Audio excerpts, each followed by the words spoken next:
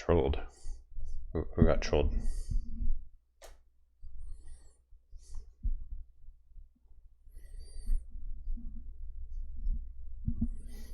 What did I eat for dinner? Chicken.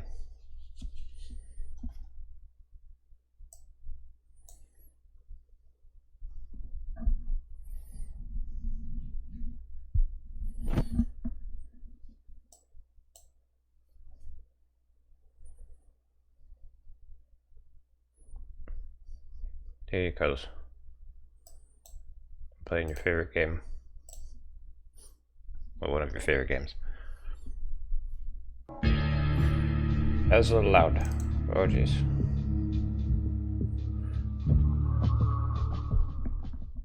Jake Paul versus Mike Tyson. Oh, that's happening.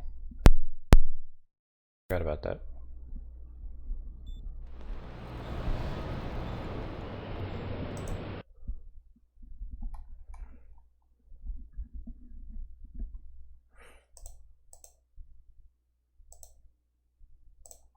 Alright. Mike is having a hard time chasing Paul. Paul is keeping him at a distance. Gotta hope Mike wins.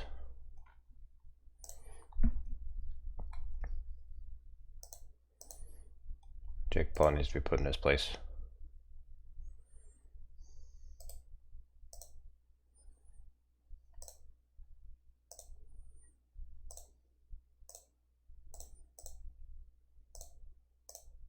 Cocky little bastard going after boxers past their prime.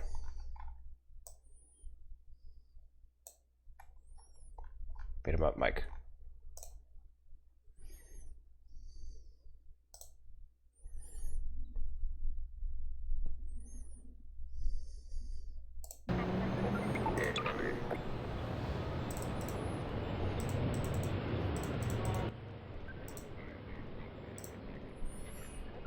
Oh. Hang on, it's not fitting the screen.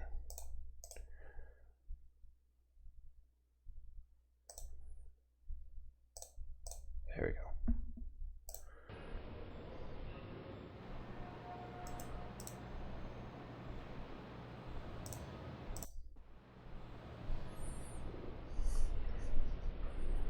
There you go, headphone users.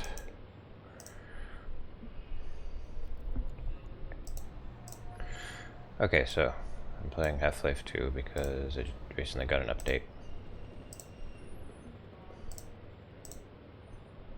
And that's exciting.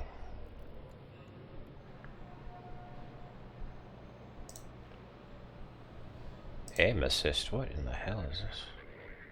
Get this crap out of here.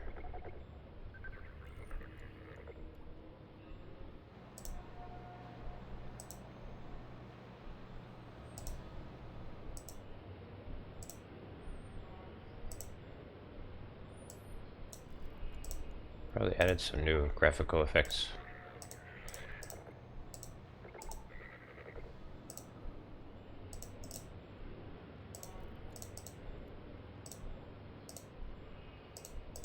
Don't motion blur. Wait, what is classic effects?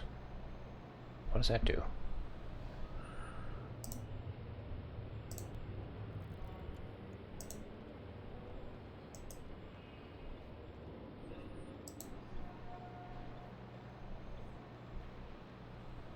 They're gonna explain.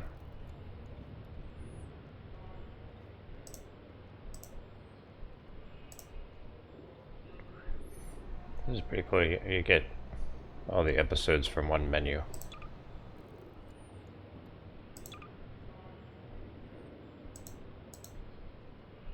And workshop integration. It just takes me to Steam.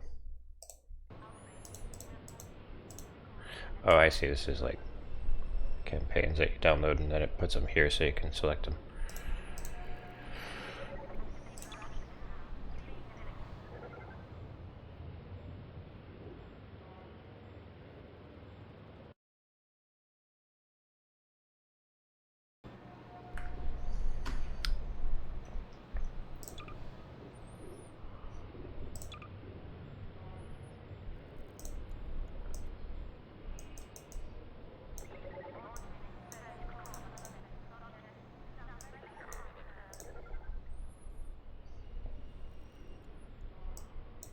Game might be too quiet now.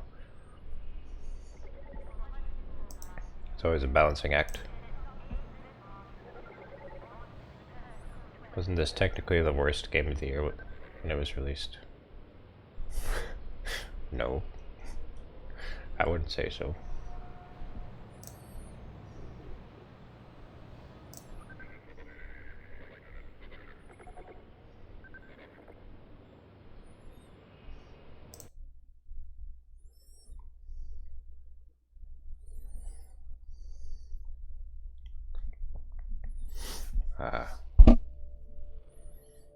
Rise and shine, Mr. Freeman. Rise and shine. Not that I wish to imply you have been sleeping on the job. No one is more deserving of a rest, and all the effort in the world would have gone to waste until... well, let's just say your hour has come again. And so have I. The right man in the wrong place can make all the difference in the world. So wake up, Mr. Freeman. Wake up and smell the ashes. I'm trying to see what classic effects does.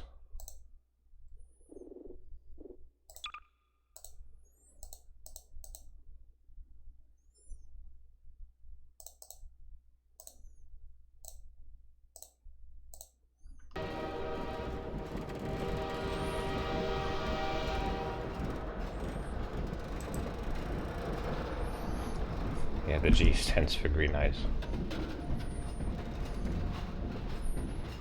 Viktor Antonov. I didn't see you get on. This is my third transfer this year. No matter how many times I've been relocated, I never get used to it. Well, Same voice. end of the line. Mike's getting tired. Welcome to City 17. Uh-oh. You have chosen or been chosen to relocate to one of our finest remaining urban centers.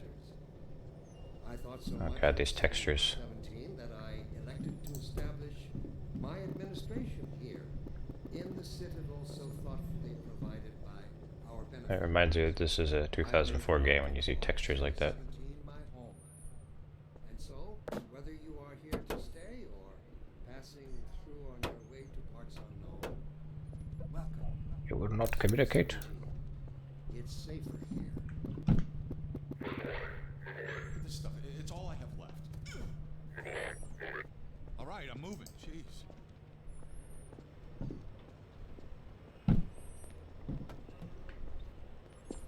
Yeah, I guess Mike's just too old now. Exidio. Were you the only ones on that train?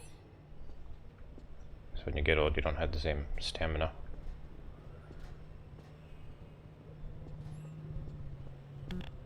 Welcome. Welcome to City 17. You have chosen or been chosen to relocate. Is this a to one of our remaster? finest I remaining don't urban know if it's a centers. remaster, but it's updated. I thought so much of City 17 that I elected to establish my administration. They released an here update very in the recently. citadel so thoughtfully provided Pre-master. by our benefactors. I've been proud to call City 17 my home. And so, whether you are here to stay or passing through on your way to parts unknown, welcome to City 17. It's safer here. Orange Box 2. On the main menu, it let me select like every Half-Life 2 episode. So I think that's new. Used to have to run like separate games. They also have this thing called classic effects. I'm trying to figure out what it does.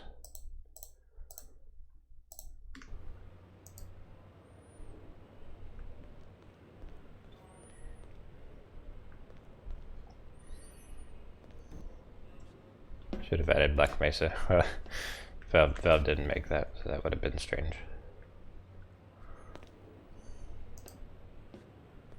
Welcome. Welcome to to City 17. Don't drink the water. They put something in it to make you forget. I don't even remember how I got here. Urban centers. Drink the water. Put something in it to make you remember. That I elected to establish my You never see administration them go. They're always full. in No the one citadel ever gets so on, but they're always provided by departing. But they our never arrive.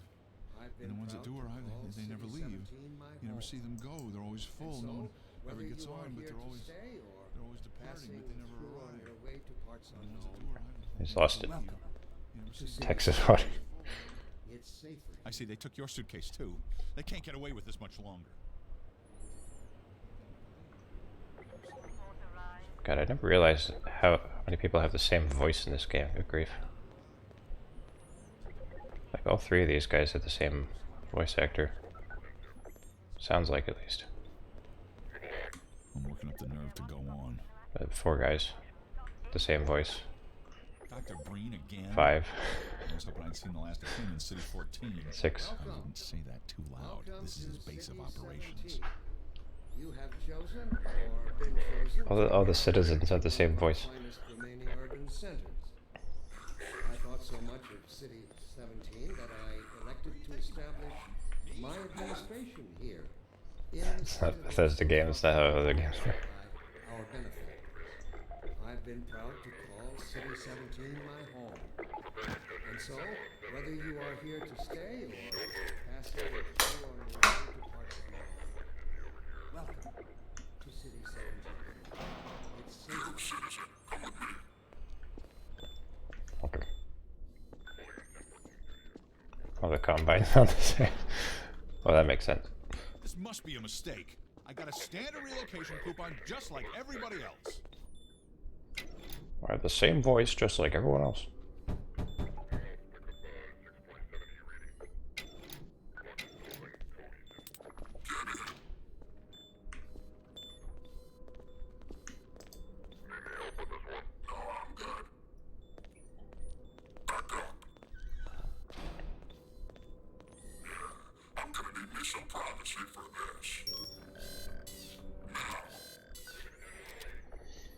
About that beer I owed you.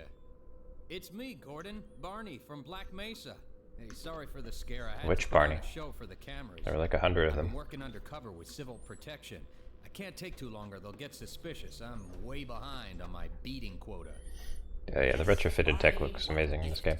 I'm in the middle of a critical test. Sorry, Doc, but look who's here. Great Scott! Gordon Freeman! I expected more warning. Yeah, you and me both, Doc.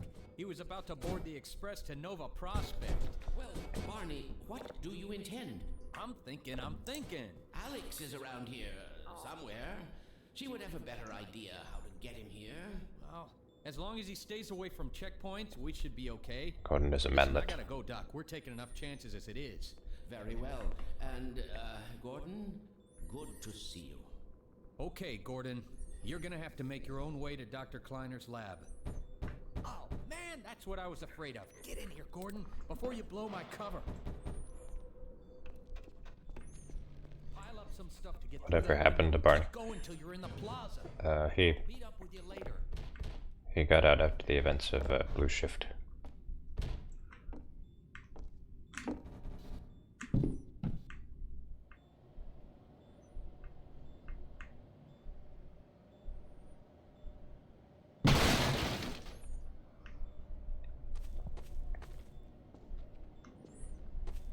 Beer. Just beer.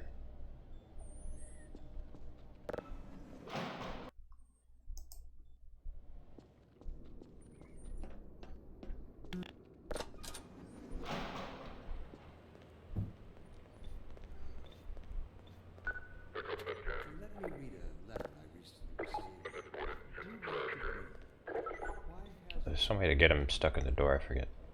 seen fit to suppress our reproductive cycle? Thank you for writing, concern. Of course, the question touches on one. Put him in here. Oh, I can't get past him now. Wait, yes I can. Maybe not. How do I get past him, damn it.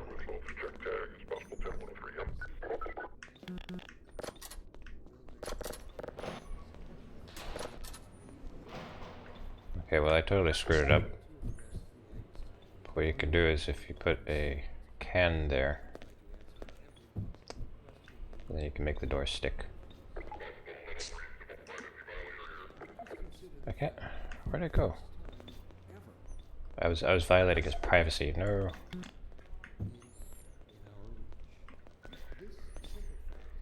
That's what he said. Privacy violation.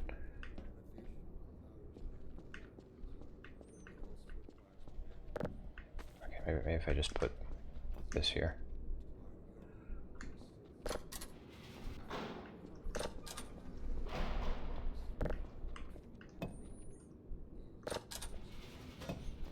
Yeah, you can make doors stick like that.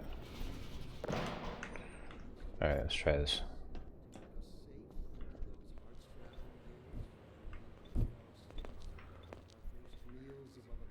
No?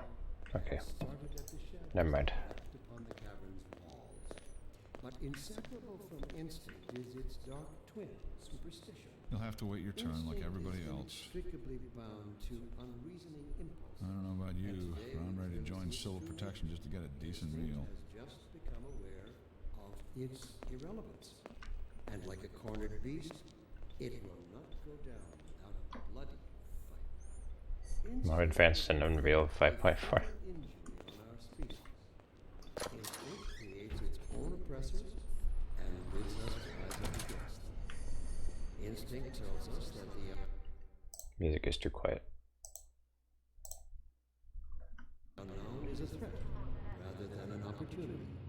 Instinct slyly and covertly compels us away from change and progress.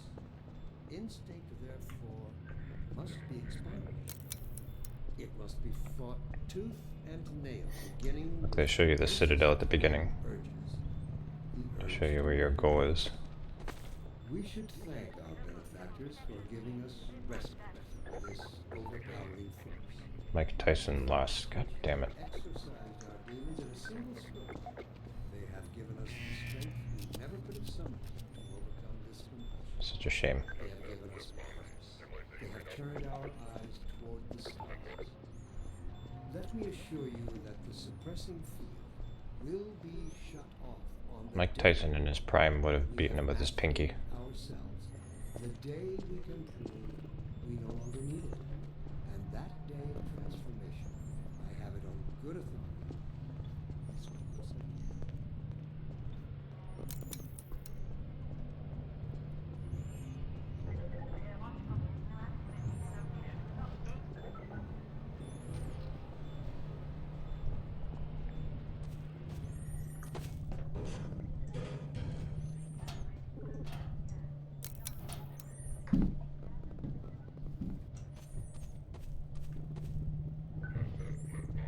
Yeah, I've lost faith in combat sports too after this. What you guys doing? Just guys sleeping?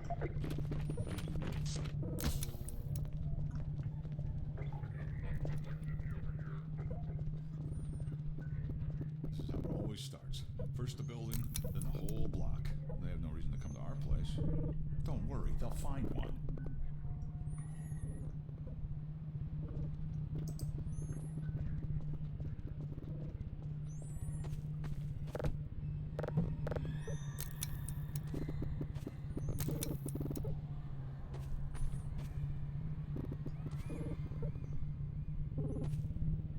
I love this part. Like with no dialogue or anything, the sound of children in the background, like the echoes of them and the unoccupied swing set. There are no more kids.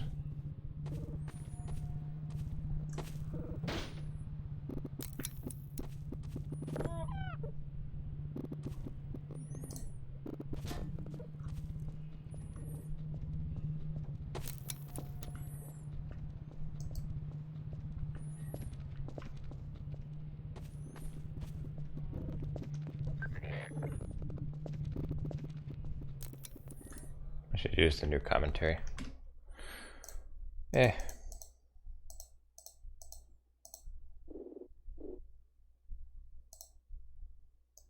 Oh, do I have to restart?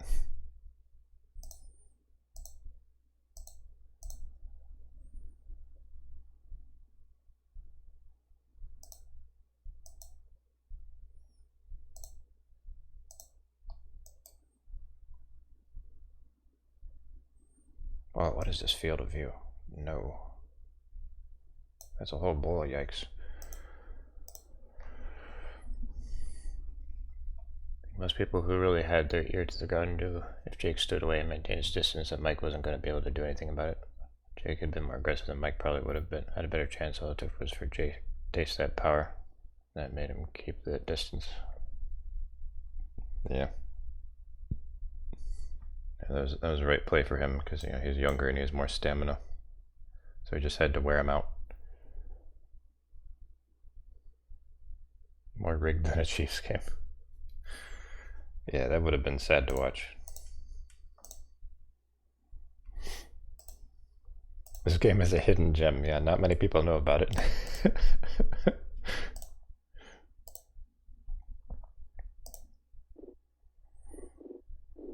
Oh no, I think I have to restart the game to enable commentary.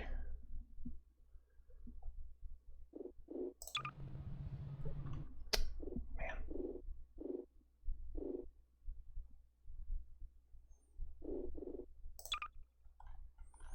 The bad reviews. Oh yes, all of the bad reviews that HL2 is.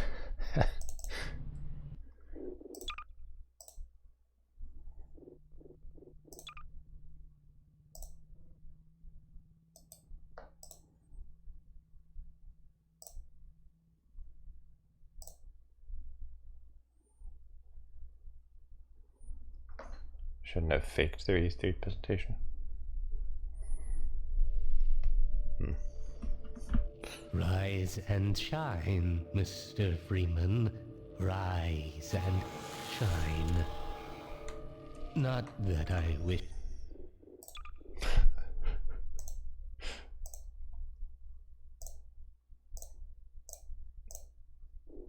to Time.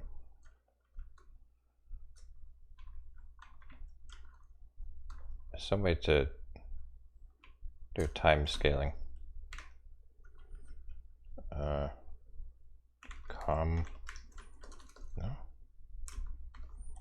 Alright. Yeah, let's look at J-Man's mug while I figure this out.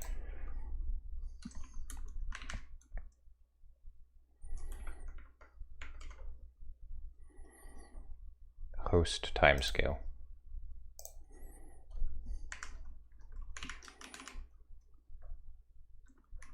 apply you have been so.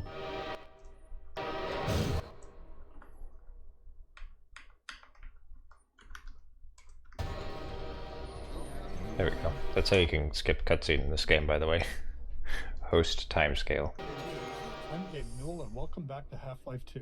It's been a Gaben. long 20 years since its release. In this anniversary update, we've tried to respond to as many of the community's requests as possible.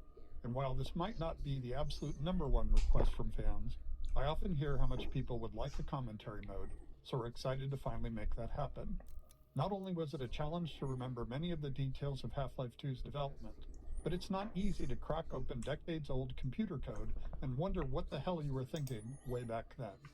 Along with the dev commentary, we've cleaned up a bunch of old bugs and tried to leave things It's me when I look at my old than we code. found them. And at least this time, we had the luxury of knowing how things turned out in the end. To listen to a commentary node, put your crosshair over the floating commentary symbol and press your use key. To stop a commentary node, To stop a put your game crosshair button. over the rotating node and press the use key again. And Remember that old please, video? let me know what you think. You can reach me at gaben@valvesoftware.com. Thanks, and have fun. Welcome to City He put a clear pause between Gabe and N. 17, or been chosen He got tired of the memes. to one of our finest remaining urban. Navid.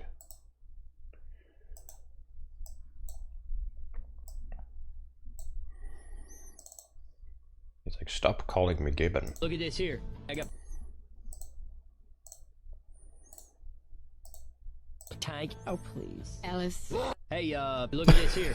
I got a tank. Oh, please. Ellis. Hey, look at this here.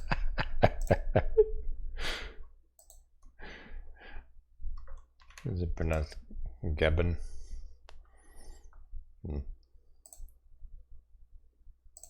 Not Gabon. That's the canon pronunciation.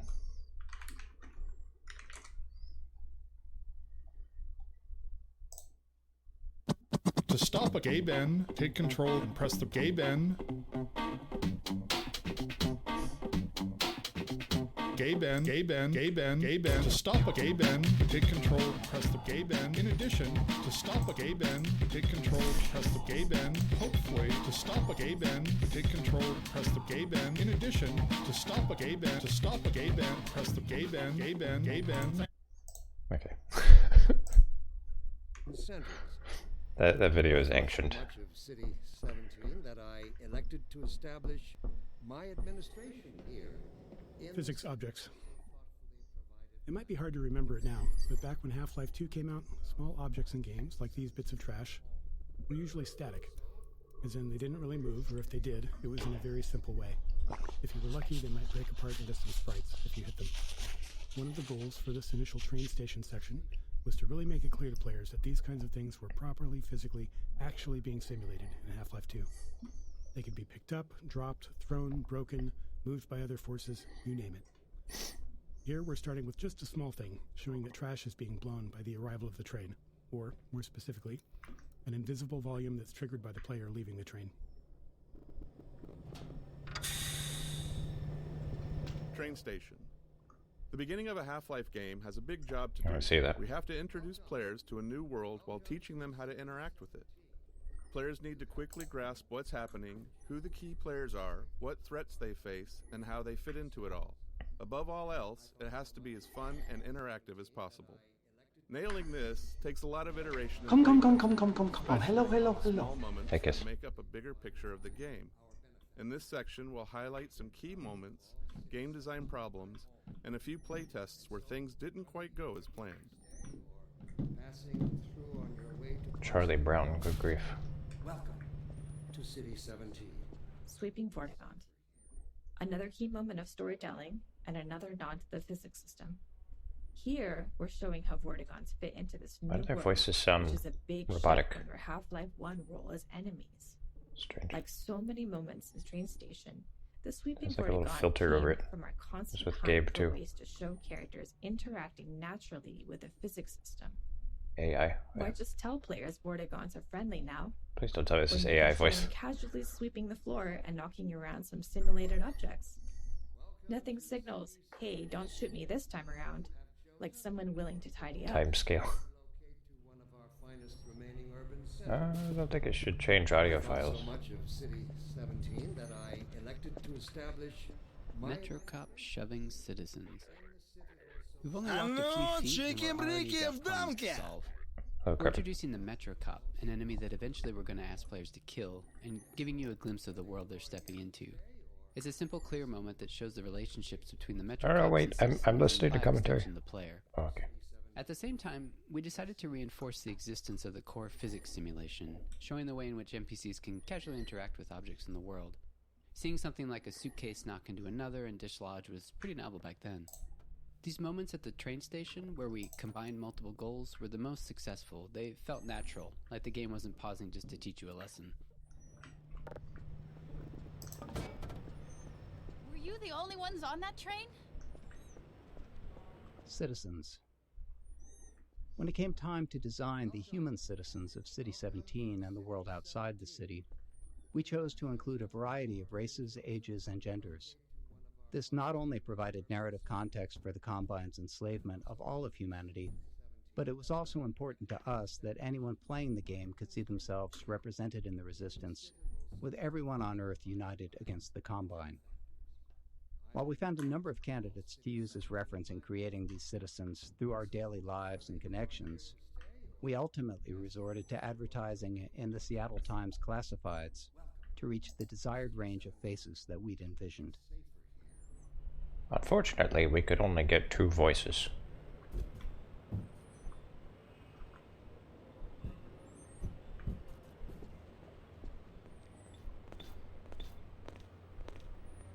Natural storytelling. To achieve our world building and Alright, good night, storytelling Private. goals throughout the train station, we needed a natural way to deliver dialogue without it feeling too gamey or requiring tutorials. We noticed players often approached NPCs to get a closer look, so we turned that into an opportunity for the NPCs to acknowledge the player and deliver their lines. This kept interactions low-key, which was essential since the citizens aren't exactly too cheerful or lively. The simplicity of this approach also aligned with one of Half-Life's core storytelling goals, making the narrative responsive to the player's interest. Some players want to dig into every detail, while others just want to know what to do next. Giving players control over how much story they want to engage with, without it blocking progress, is a goal we always try to maintain in a Half-Life game. Plus, Oh, the the less phone was already broken. complicated a feature is to implement, the more of it we can include. Storytelling. Creating a sense of immersion was a core principle in our approach to Half-Life 1's storytelling, and it led us to the self-imposed constraints of never, or at least very rarely, taking control away from the player and of keeping the player's avatar silent. These limitations made storytelling more challenging at times, but we felt it was important to stay with them for Half-Life 2. Our hope was that by maintaining these principles, we'd push ourselves to explore deeper, more interactive storytelling. That I elected to establish my administration here, in the citadel so thoughtfully provided by our benefactor. I've been proud to call City 17. But I want to go to Nova Prospect. And so, whether you are I want to get tortured to death. passing through on your way to parts unknown, welcome to City 17. This must be a mistake. Characters. In Half-Life 1, security guards and scientists could best be described as archetypes, not individuals. They were abstractions of characters that matched the visual fidelity we could achieve at the time. But as our technology improved with Half-Life 2, we saw an opportunity to move beyond abstractions. The increased visual fidelity of the character models, combined with improvements in animation, made us believe we could focus on creating individual characters, people you would actually care about. We allowed ourselves to write real dialogue and have characters deliver it in a way that felt realistic enough for players to not think about them as pawns in a video game, and hopefully propel our narrative forward. In 2001, a couple of years into development, we were energized by Japan Studios' Ika. Directed by an animator, it blew us away with its reliance on characters as the key connection to the player, giving us the courage to keep pushing forward. Never heard of that game.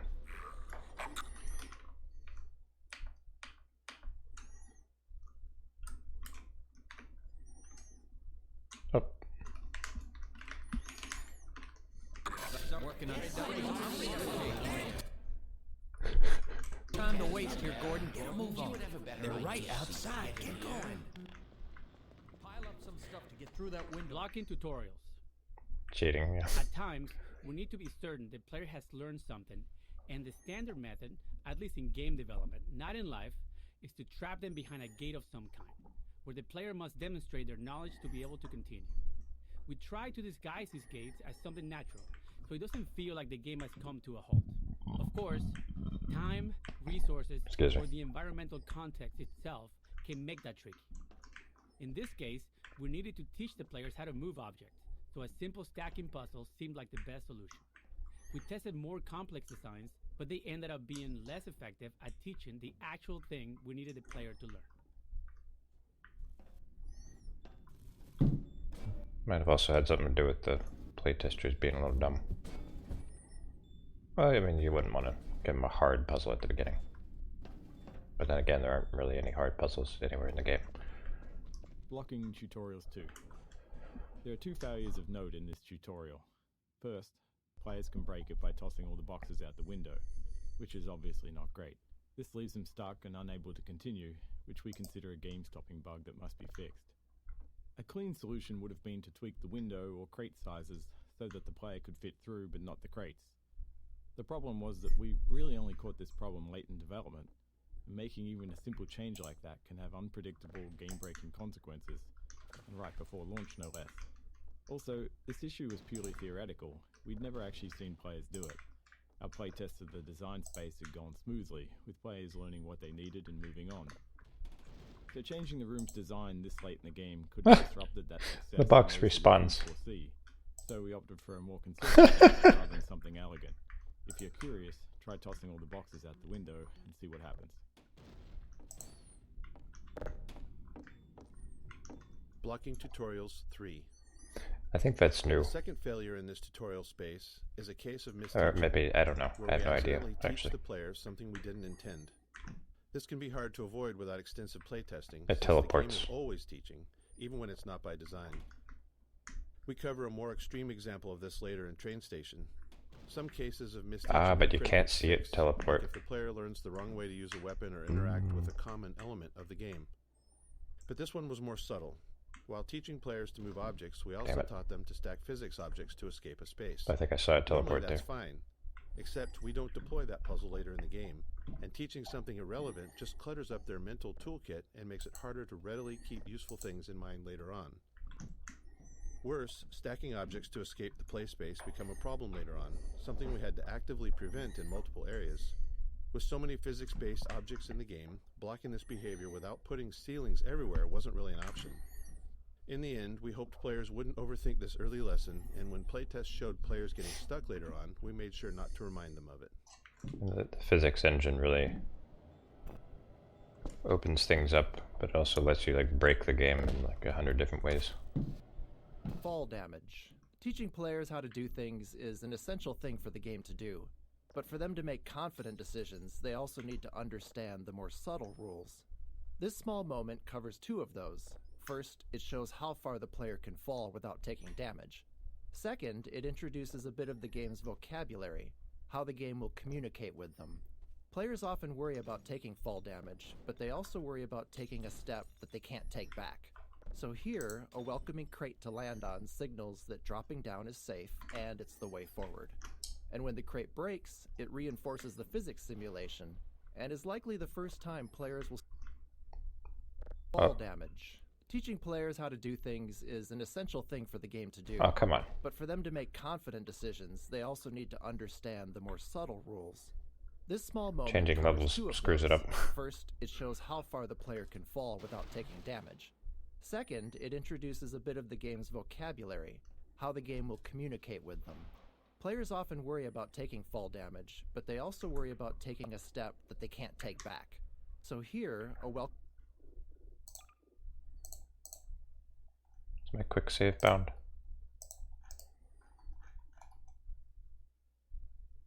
Oh. There we go. welcoming crate to land on signals that dropping down is safe and it's the way forward. And when the crate breaks, it reinforces the physics simulation, and is likely the first time players will see that larger objects can be broken apart.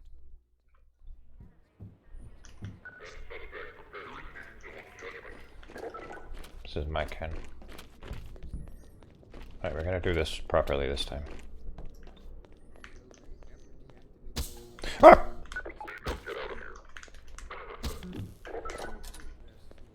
Damn it.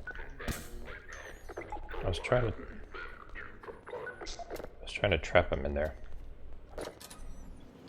Well, if I did this properly, then I could have done that.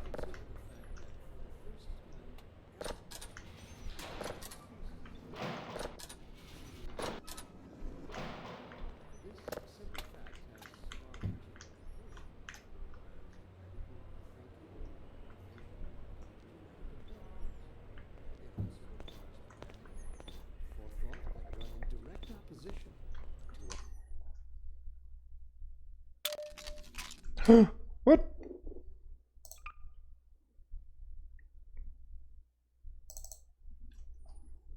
Fall damage. Teaching players how to do Oh, things fuck's is sake. an essential thing for the game to do. But for them to make confident decisions, they also need to My understand... cheats are backfiring. This small moment covers two of those. First, it shows how far the player can fall without taking damage. Second, it introduces a bit of the game's vocabulary, how the game will communicate with them. Players often worry about taking fall damage, but they also worry about taking a step that they can't take back. So here, a welcoming crate to land on signals that dropping down is safe and it's the way forward.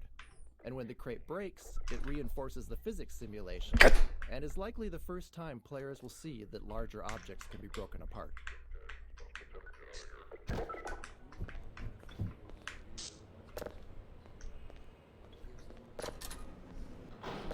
My shoots are backfiring again.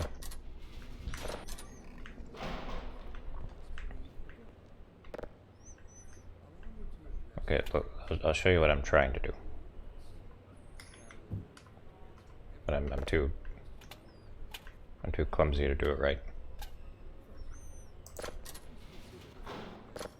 Still doing it wrong. Okay, it's easier to do with like a cinder block. If you can do this with a cannon, then you're really skilled.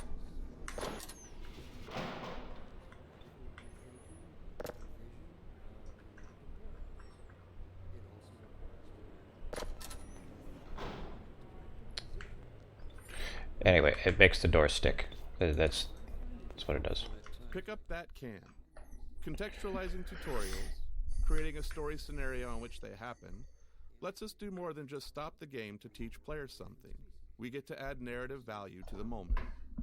Here, teaching the player how to throw objects is combined with a narrative setup that gives them a choice in how to respond. After watching the Metro cops casually abuse citizens, it felt right to put the player in a similar position next. If they had opinions on how the citizens should have reacted, now they get to express them. Playtesting showed most players either complied or refused the request to pick up the can, but some tried to avoid the confrontation entirely. Others would comply initially, then retaliate after feeling humiliated. By keeping the moment relatively constrained, in both terms of player actions and the space itself, we could generally react appropriately to whatever choice they made. Own oppressors and bids us rise up against them. Playtesting. Playtesting is a core part of how we make games. We can never fully predict how players will respond or what they'll take away from what we've built. So we test to learn and hopefully improve. During a playtest, we don't guide or talk to the player, even if they're stuck, as it's extremely unlikely that we'll be sitting there next to the player once the game ships. Our goal is for testers to forget that they're playtesting altogether and play as if they're at home. Any interruptions risk skewing the data, so we only step in if there's a bug that's blocking progress, or more rarely, if their behavior is so confusing that we need to understand what they're thinking. What the hell are you doing? Strength we never could have summoned to overcome this compulsion. They have given us purpose. They have turned our eyes toward the stars. Early in a Half-Life game, one of our goals is to make promises to the player, giving them a sense of what to expect later on. From movies to TV shows and books, all great entertainment does this in some way, and video games are no different. The promises in a Half-Life game can take different forms. Some are simple, like offering just a glimpse of something intriguing. Others are more layered, like the interactions with Metro cops. By putting the player in a powerless position against them, we set the stage for that future moment when they can finally get to retaliate.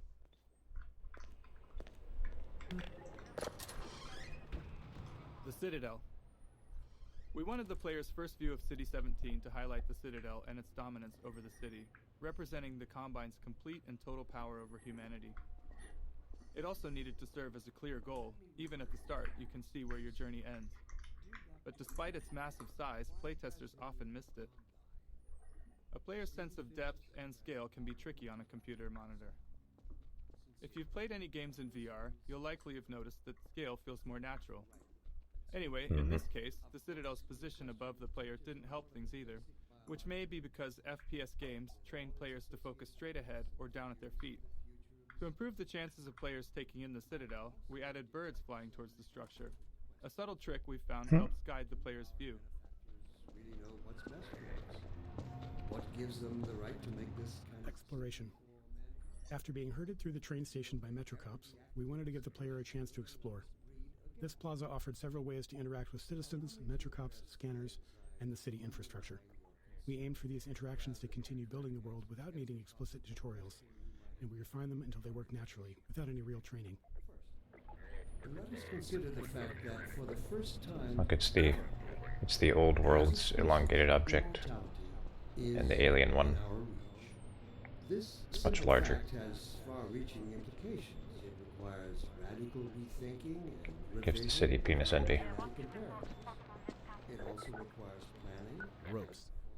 One of the things we noticed in all of the reference images that we gathered for City 17 was that there were cables and wires everywhere, and that they were a large part of the high-frequency detail in view.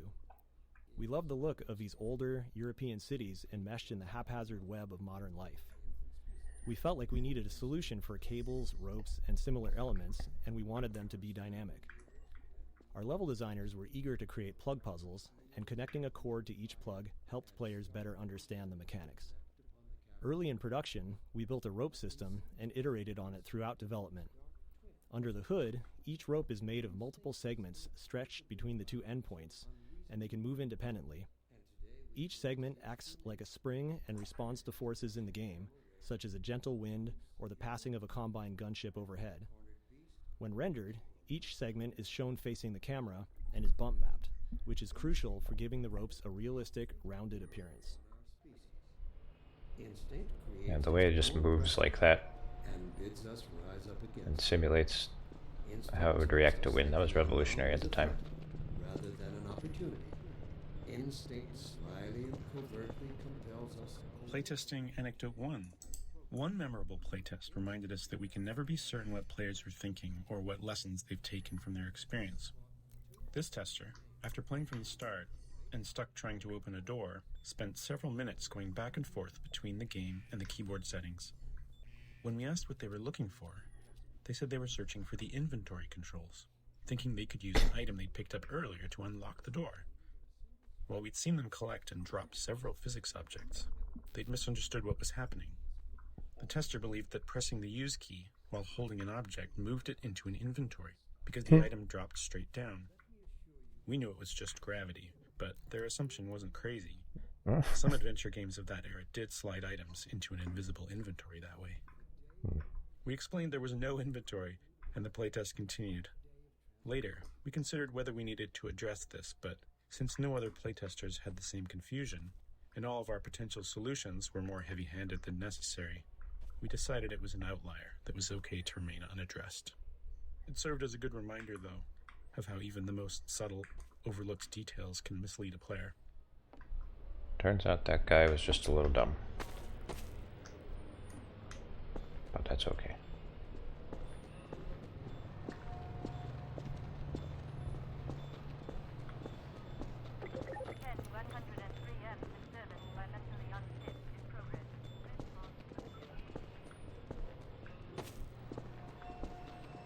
Let me read a letter I recently received. Dear Dr. Green, why has the... Extremely dumb. He had to be shot. Fired and shot. Strider. This simple moment is a promise that you'll encounter this enormous thing later in the game. Even an uncomplicated scene such as this really does require a lot of playtesting and iteration because of Half-Life's goal of not taking control away from the player. As you can imagine, it takes a lot of small tweaks to ensure that as many players as possible are looking at the right place at the right time here. The street layout and the Metrocop scene are all set to guide the player's gaze, perfectly framing the Strider when it appears. That's enough of that. Early game exploration. Up until this plaza, the player likely hasn't had to think much about their path, as it's been clear and straightforward. But here, we wanted to encourage exploration, which meant making the way forward less obvious, which can produce a feeling of being lost or, worse, confused, as you might expect. These kinds of shifts can be tough, especially early in the game, when the player is still learning the game's guidance cues. Here, it's further complicated by force-fielded checkpoints, which allow NPC citizens to move through, but restrict the player, leading many playtesters to believe that there was a way to bypass them.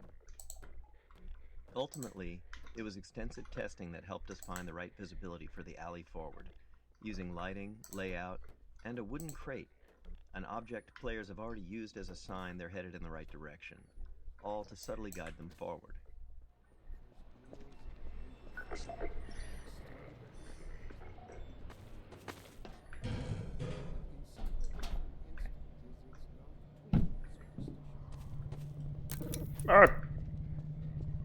captions.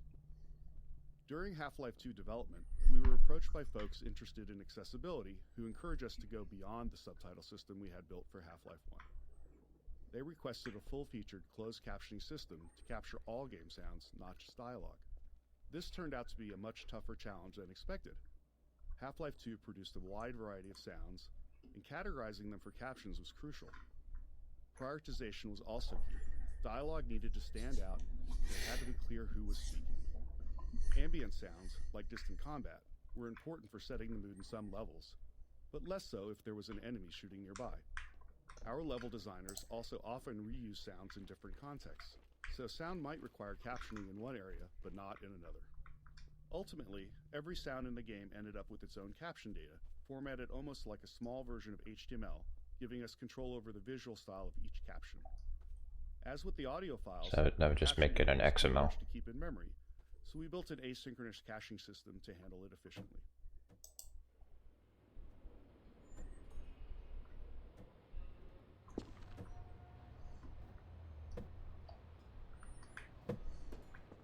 Physics simulation.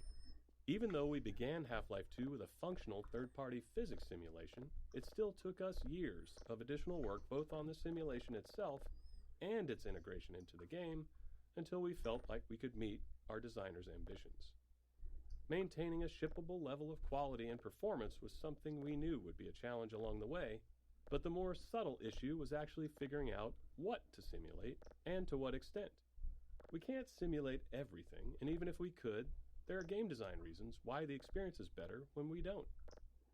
In many cases, we deliberately bend the simulation to improve the player's experience. These adjustments usually go unnoticed because they align with player intentions. For example, we disable collisions between the player and large objects to let them turn in narrow spaces.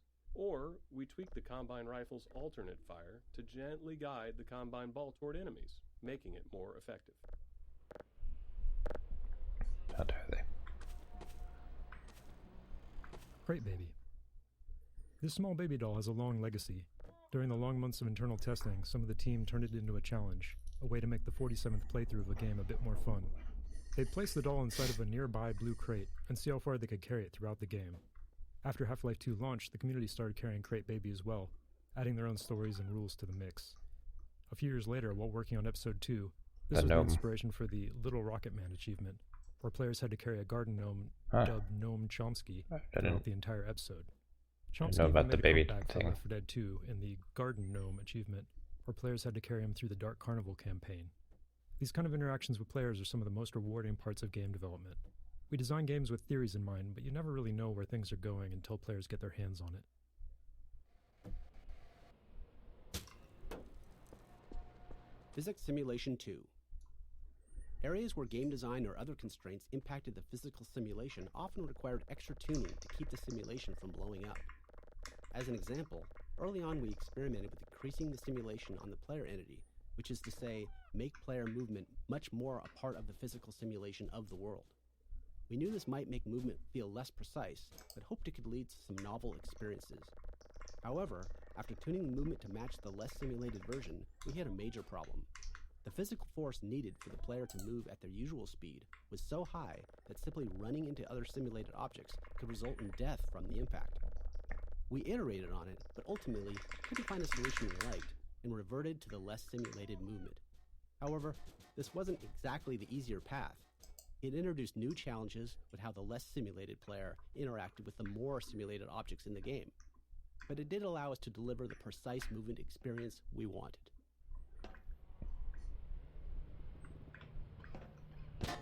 Playground. When we discussed ways to highlight our physics simulation around the city environment, the playground felt like the natural fit. And for players paying attention to Dr. Breen, it's also a reminder of the cost of humanity's surrender to the Combine. We chose a few playground structures with interesting physics potential and began tuning them. Even with the advanced physics simulation we had at the time, setups like this always required hand tuning, as we had fully simulated objects interacting with Yeah, it'd be funny if they could make it like fly off. such as the player or static world geometry. It might be easy to assume that a simulation can carry a lot of the load of implementation, but even now, 20 years later, that is rarely the case. Back when we were working on the playground, late in development on the game, We couldn't get the friction on the slide to feel right, so we decided to break the ladder so the player couldn't get up there. However, you still can just walk right up the front. As is commonly the case, you, the player, get the last laugh on us.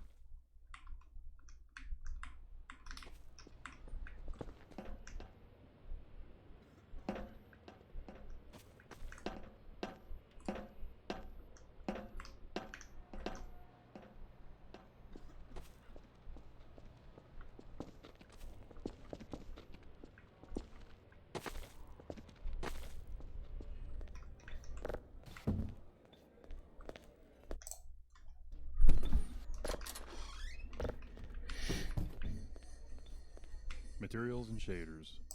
Half-Life 2 came out in the midst of a significant shift in 3D graphics, where the industry moved from textures to materials and shaders. In Half-Life 1, every surface had a texture, essentially an image wrapped onto the polygons of the surface. But by Half-Life 2, just 5 years later, every surface had both a material and a shader. The shader was a lump of code that customized how the surface was rendered. The material defined properties for how the surface behaved physically and how it responded to gameplay features. It also held references to textures and other parameters for the shader to use for rendering. As a result, artists and designers had much more control over how things looked and behaved. However, this came with a trade-off. Half-Life 1 could run on a computer with only a CPU, but Half-Life 2 required a GPU because the computations needed for materials and shaders were specifically designed for GPU hardware. The refracting glass door here is a clear example of a custom shader, but every surface in the scene is actually running a shader of some kind.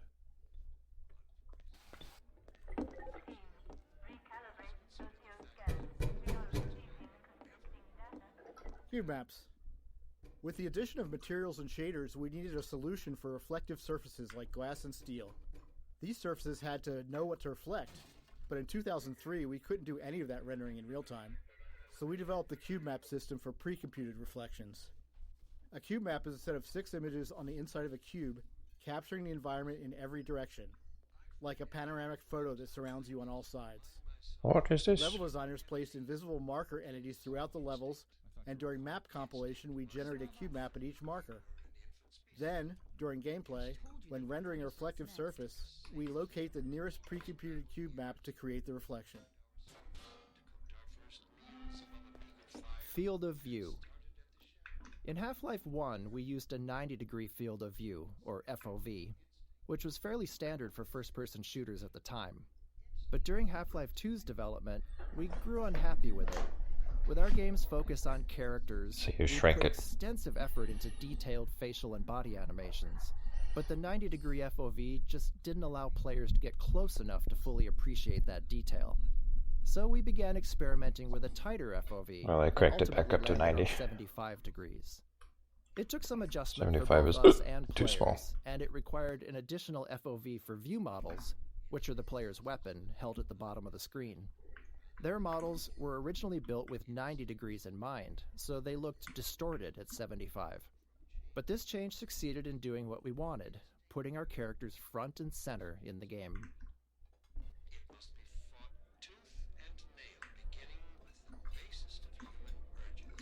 Alright, let's see. Let's see how this handsome gentleman looks in 75. Oh, I'm already in 75. Whoops. Okay, so here he is in 75. I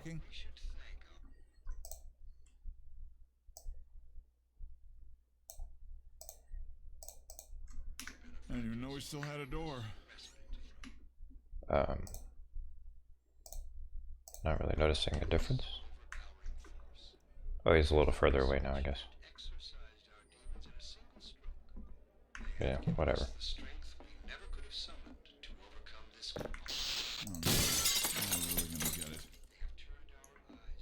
Reference maps. As our characters grew more lifelike between Half-Life 1 and Half-Life 2, we wanted the game world to feel equally realistic. In Half-Life 1, limitations of first-person games often made it easier to lean on stylized or abstracted environments. But with Half-Life 2, we set out to create a setting that felt grounded in reality, which meant focusing on a lot of small details we hadn't before. One of our main steps was creating reference maps to standardize how we'd map real-world proportions into the game. These maps establish details like wall and door dimensions, doorknob heights, interior lighting, furniture scale, and the general scale of common objects. We created standardized textures for level designers, complete with scale and lighting values. The layouts would be consistent from the start. Besides setting up the physical smart. world, these reference maps defined how the player would move through it, how high they could jump, how low they could duck, and the size of spaces like vents. Using these maps as foundation, we were able to keep our world geometry consistent and ensure realistically sized spaces across the game. Missing material. Early on in developing our low-level graphics code, we realized it would be difficult to spot polygons that weren't rendering due to a missing texture. When this happened, you'd typically just see black where the polygon should be, which could easily go unnoticed in darker scenes. To catch this bug more reliably, we created an error texture that would be visually unmistakable and generated automatically whenever a texture failed to load. This gave rise to the now iconic purple and black checkerboard texture, which has since taken on a life of its own well beyond Half-Life 2. Yep. I've seen it in a lot of Gmod maps.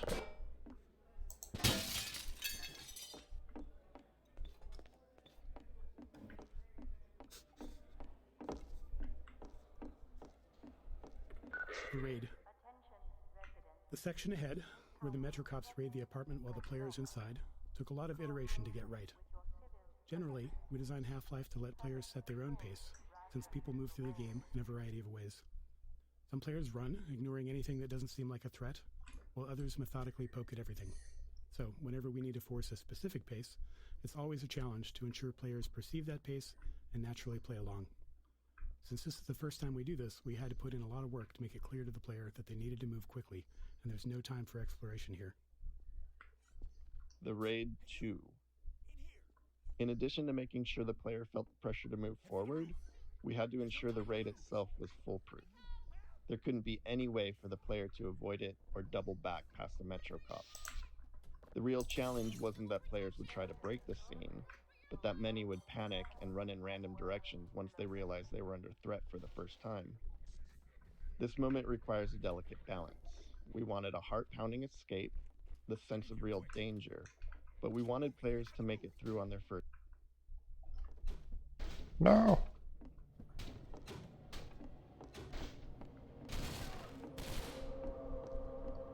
I think I failed that on my first time. I was very young when I played this, though. Health and no HUD. The rooftop chase sequence posed a unique design challenge. We didn't want it to be a true gameplay obstacle, and our best case was for players to make it through on their first try. But we still wanted to create the sense of real danger, where players felt legitimately threatened if they didn't keep moving. The challenge was that without the HEV suit, players don't technically have a heads-up display or HUD, which means no way to show damage or remaining health. After some experimenting, we created a special health system for this section, using a red glow around the screen to indicate damage. Players reacted as we hoped, taking it as a sign to keep moving, and the chase unfolded as intended. To top it off, we made health regenerate quickly so the glow wouldn't linger, reinforcing to players that running was indeed the right choice, and ensuring players weren't taken down by a stray bullet at the end just because they dawdled or hesitated earlier on. Playtesting Anecdote 2. In the upcoming section, we needed the player to be knocked down so Alex could save them. With limited time and resources, we simplified the encounter as much as possible, reusing existing systems and letting it play out like a normal combat sequence, with a custom event triggered when the player died. After a few playtests to fine-tune the timing, we moved on. But as we got close to shipping, we encountered a problem with a playtester who quick-saved constantly and immediately hit quick-load whenever they thought they'd failed. When a Metro cop hit Try them, hard. they quick-loaded before Alex could step in, repeating this more than 10 times before we asked them to stop. At Stop this it. stage of development, in the final bug-fixing phase, we had to limit ourselves to fixing only game-breaking issues, since even small changes could risk breaking something more important. Knowing this was a rare edge case, because most players had no trouble, we made a few conservative changes. We shortened the delay between the knockdown and Alex's first line and changed the fade-out color to white instead of black, which wasn't ultimately that useful since players hadn't died enough yet to associate black with death. We considered disabling quick load for the few seconds that the scene plays out, but we were worried that could introduce a bug where quick load became disabled But permanently. the screen turns red when you die. It doesn't turn black.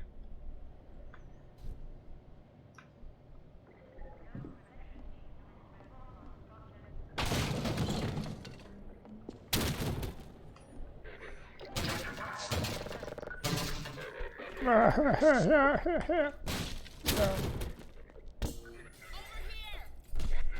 No, you don't.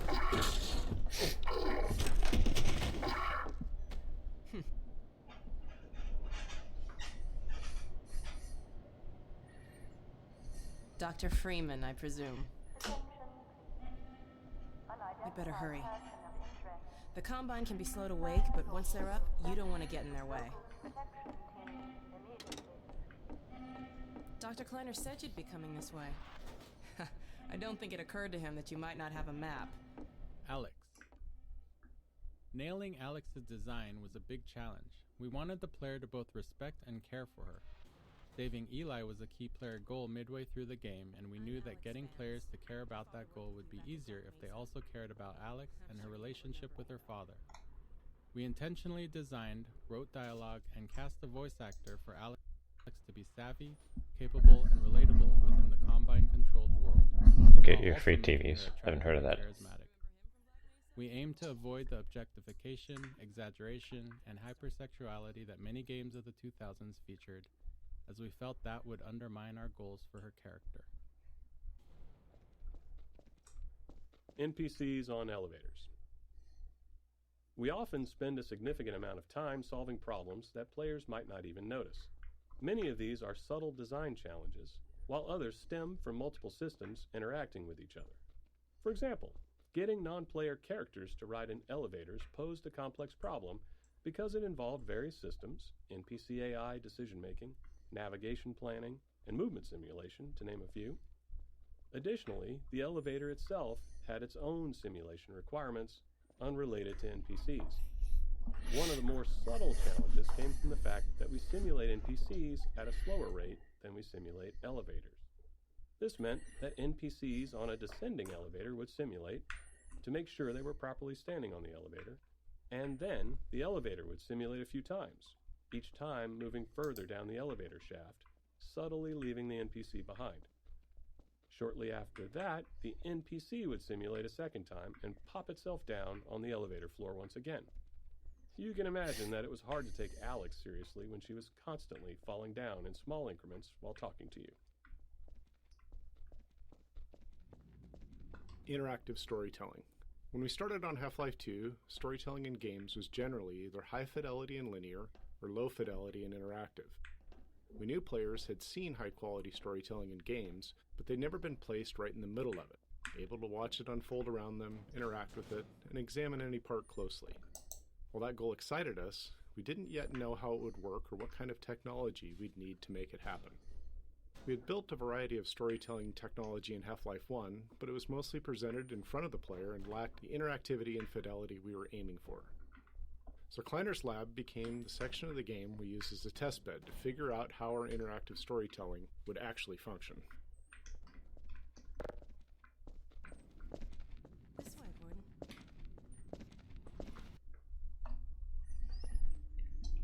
Funny, you showing up on this day in particular.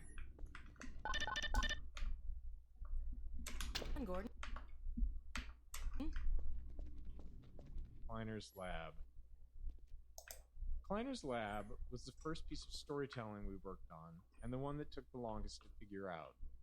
In addition to its role in launching the player into the game, it eventually became the unifying vision for the development team.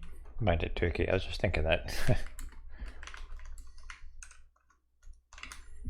I used to know how to make a toggle, but I don't know how to do that anymore, so I'll just have to have two different keys.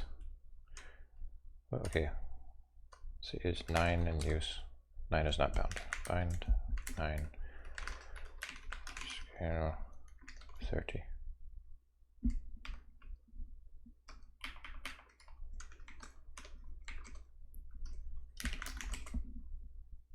VR toggle. What? In terms of storytelling.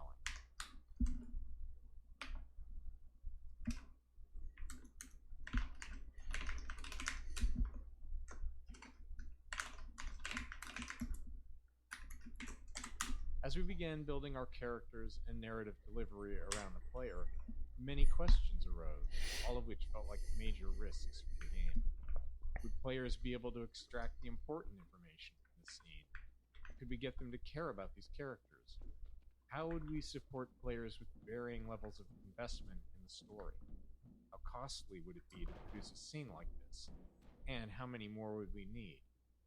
These and many more were questions we couldn't answer until we built enough of the scene and tested it with a lot of playtesters. Frustratingly, unlike many other problems we face, these weren't questions we could confidently answer until we had done significant work. We can often test gameplay ideas with low-fidelity prototypes, but if a player isn't invested in our storytelling when the characters are just gray blocks, how confident can we be that they'll care once the characters are fully realized?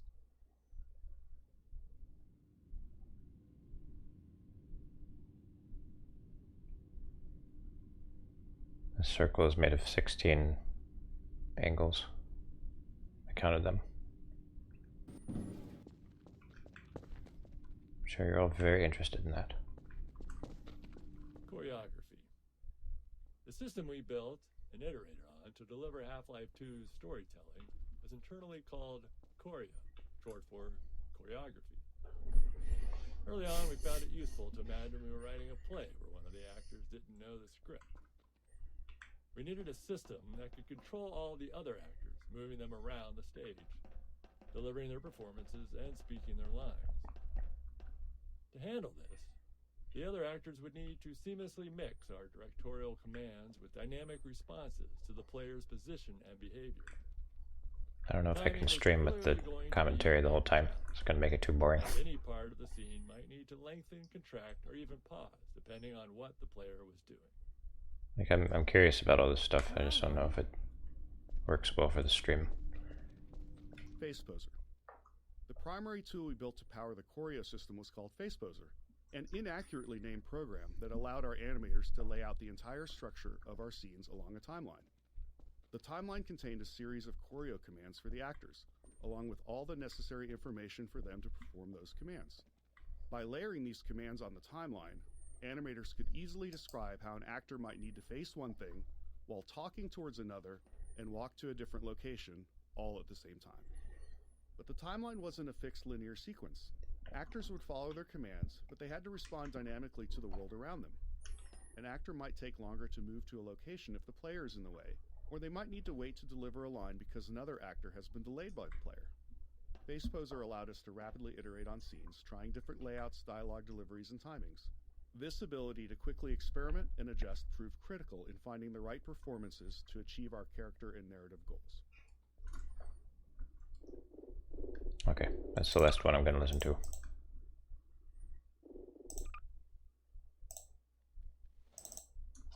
We're going to root canal. FacePoser. Poser.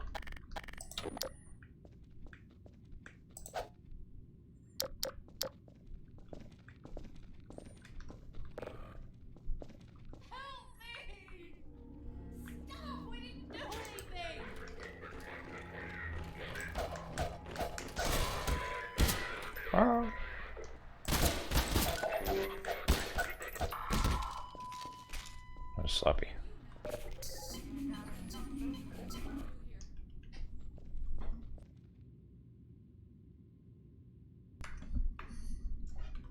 Soda machine killed her a few times in your game. I think your game had problems.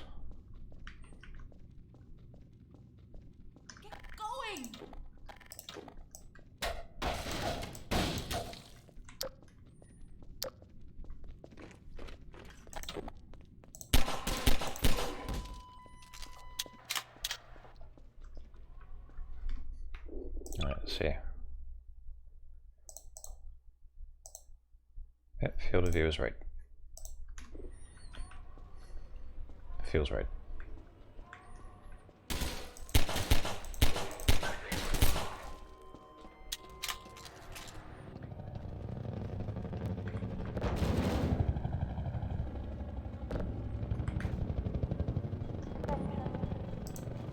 Unidentified person of interest. Confirm your critical status with local protection team.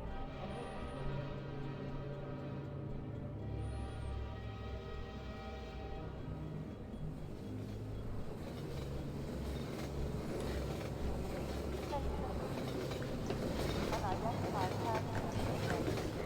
Confirm your critical status with local protection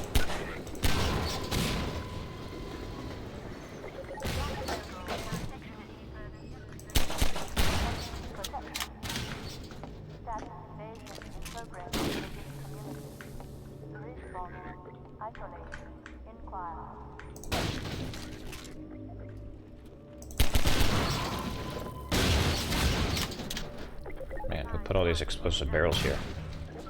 It's very dangerous. Even crashed the game at times. At some points we had to reset the 360. That sounds like your disc was scratched.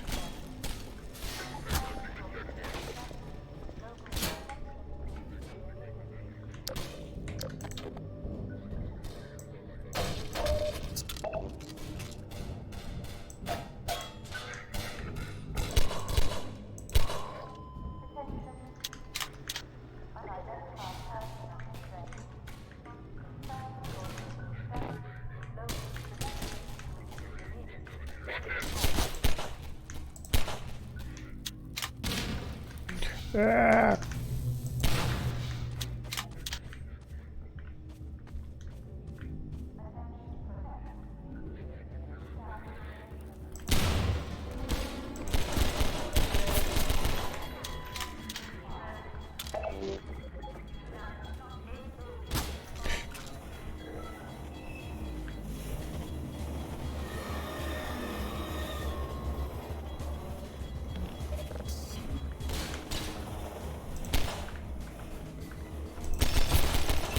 Ah, sloppy.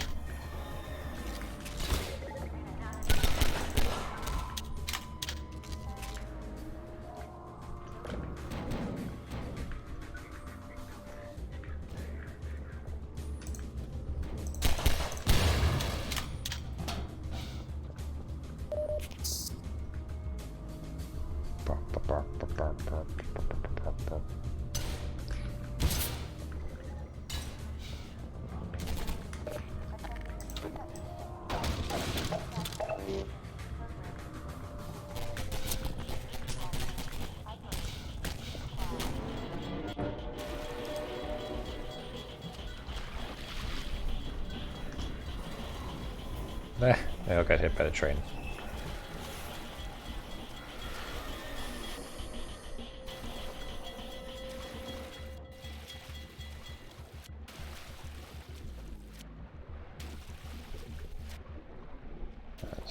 This just made me remember that I don't think Freeman's Mine 2 has had an episode in a long time. That's how it is with Freeman's Mine, though. Russ takes his time.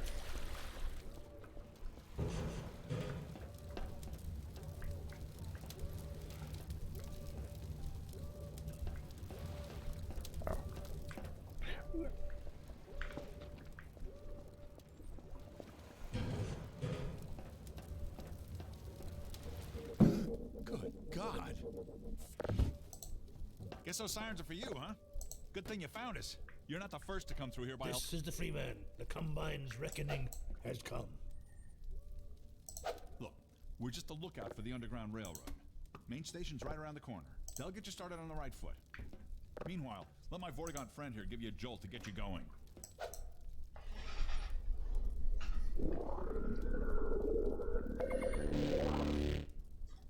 I did nothing. Be careful now. We really can't afford to get I did literally nothing. Civil protection catches you down here, it's bad news for the whole railroad.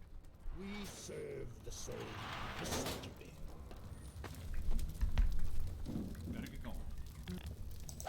Attention protection. Status stable.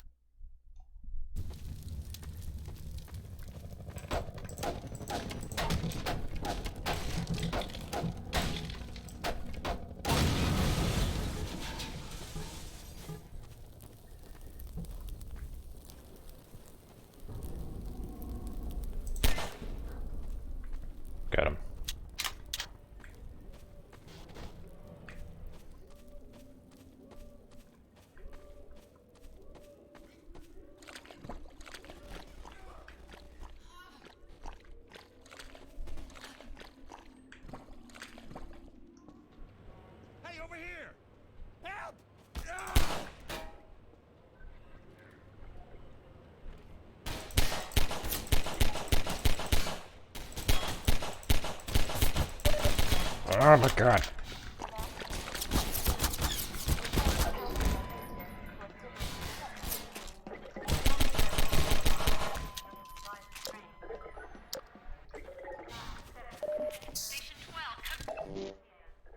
This is Station 8. We heard 12 go down and out. Surgical strike units are targeting railway stations. Repeat, civil particulars coming down on underground stations.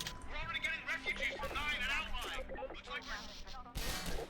Station 8, do you copy? Protection team alert. Station 8, are you there? Repeat, they're filling the underground with tanks.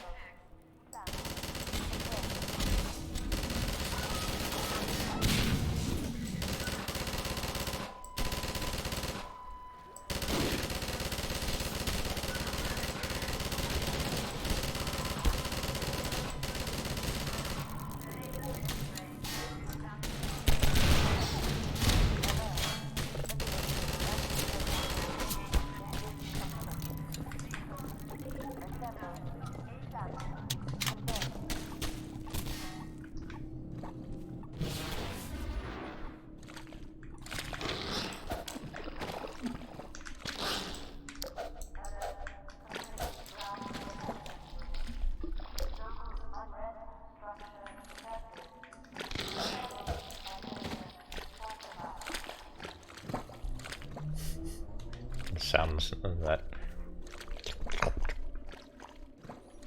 It's like the muddiest mud sound I've ever heard.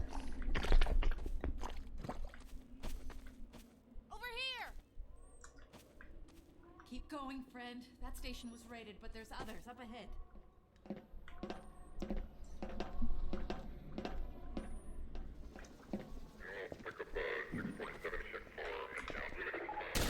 Ah!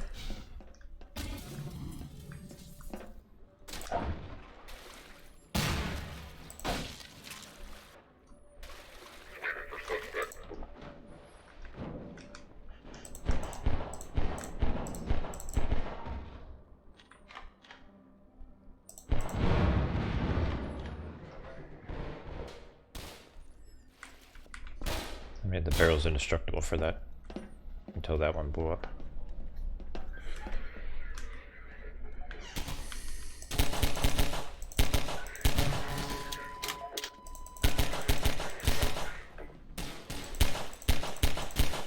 Wow.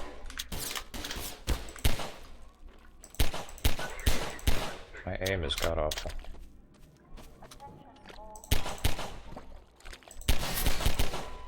Okay.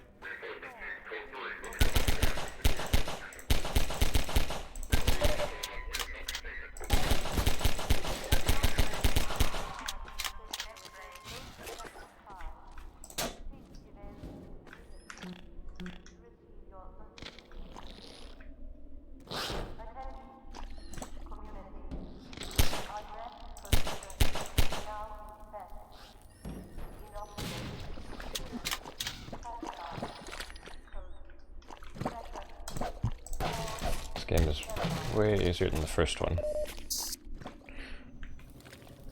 But that's okay. It's a different kind of game. Oh.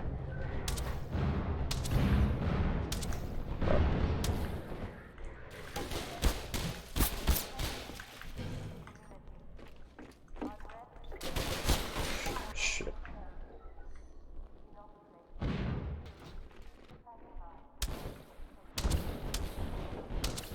The water should be stuck in the bullets. Inaccurate physics, literally unplayable.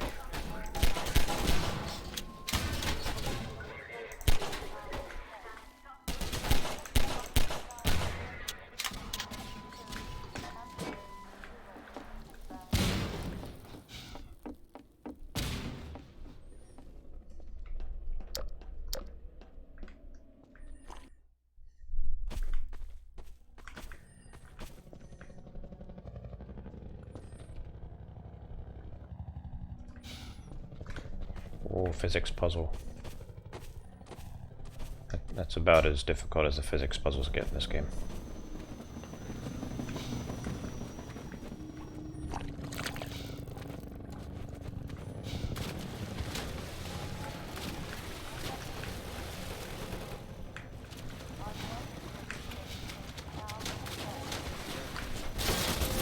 Yeah.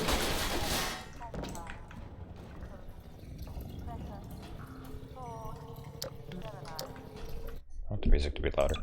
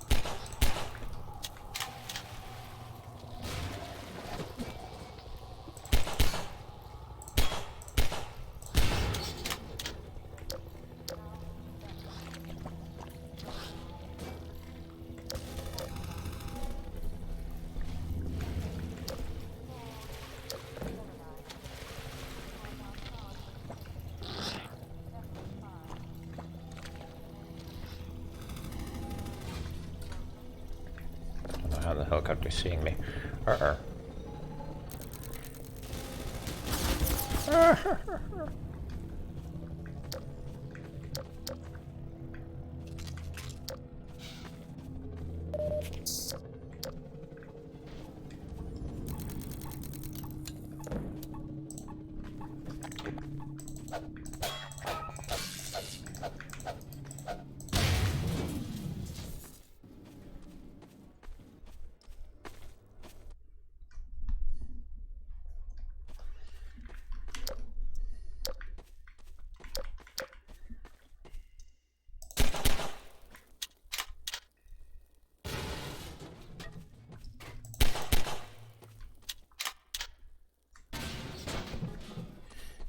So you don't really have to worry much about ammo conservation in this game. Unless you're just like shooting all the time.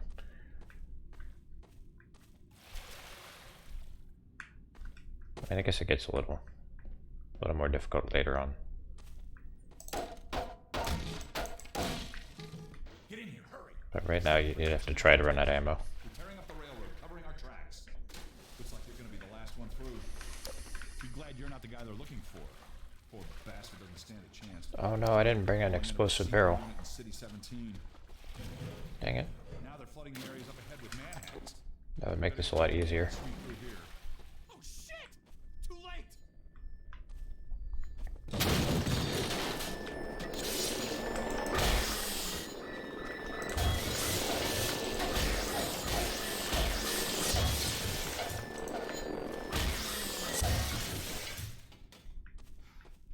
That was a close call.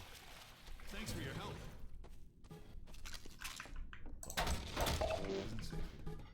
I'll give you some supplies to keep you going, then you really gotta go.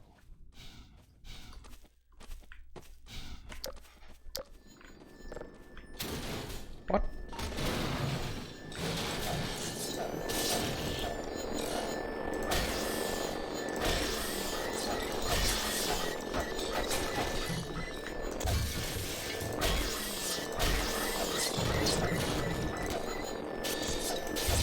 Ah, they're cutting me up. Okay.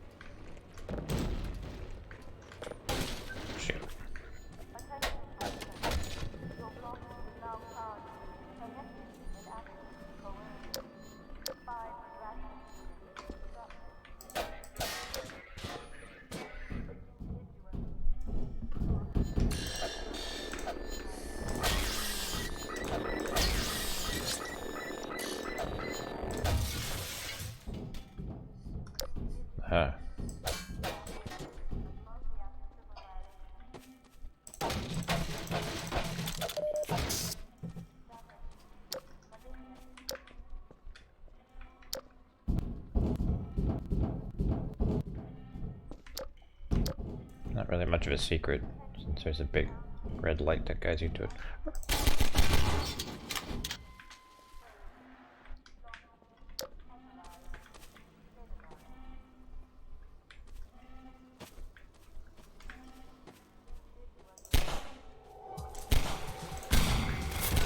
Oh, really?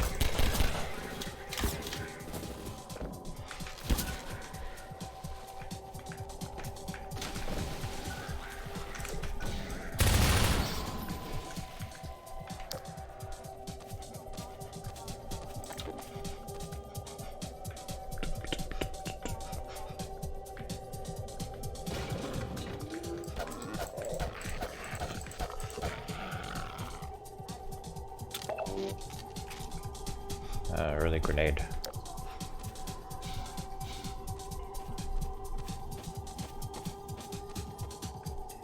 Oh. No, I don't want that! That's screwed by the controls.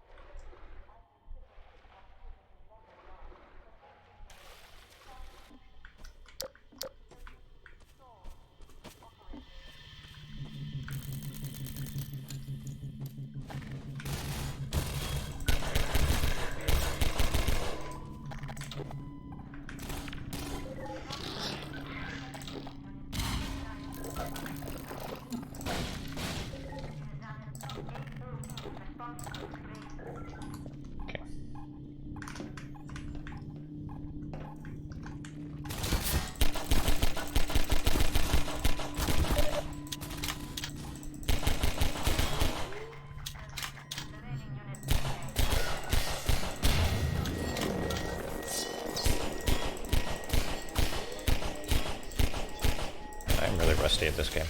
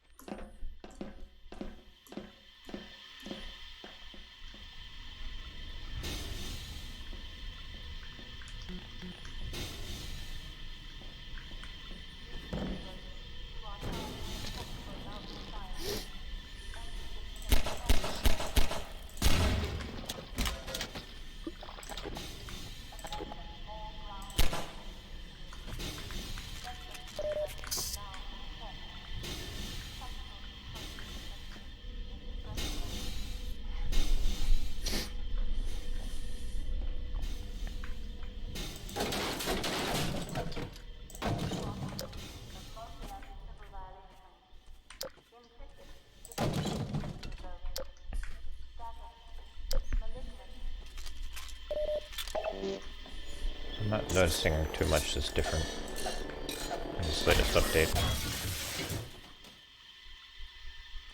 Guessing it's just various bug fixes. Let me turn off classic effect. See if that does anything. Oh, it's already disabled, huh?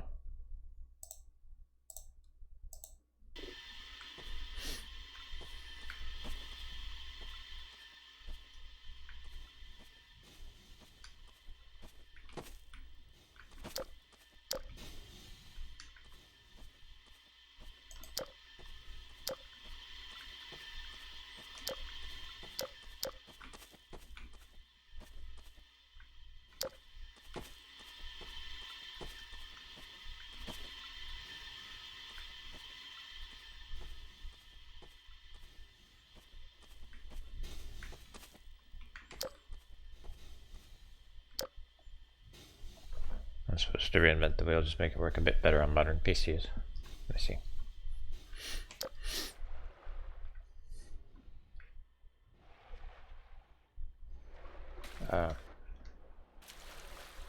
Okay, yeah, this is the right way.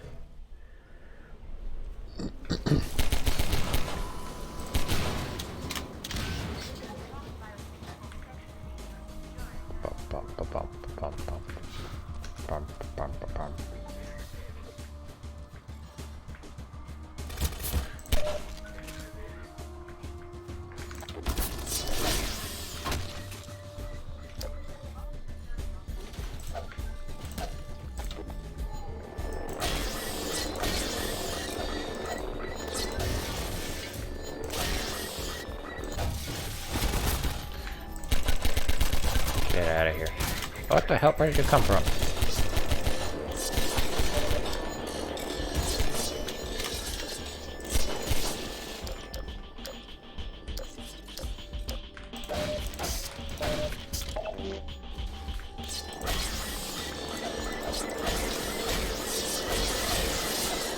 Ah! Wait a minute. Wait a minute. I don't remember this being this hard. Am I just this rusty?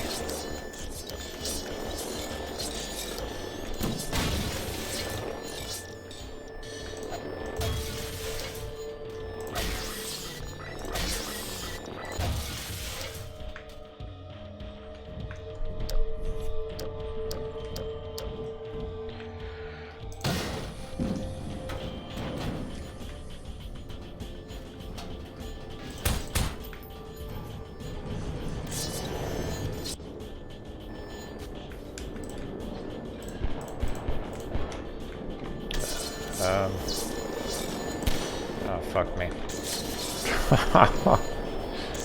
I didn't shoot it enough. Oops!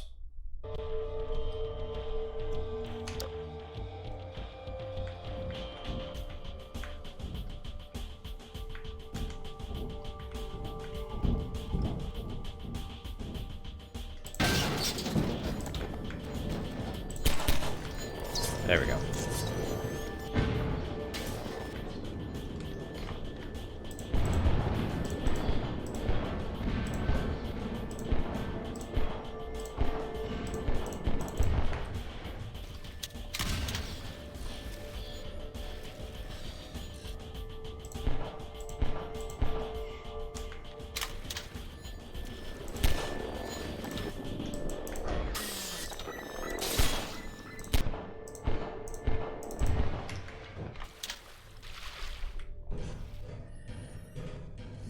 Usually the part you find hard, yeah.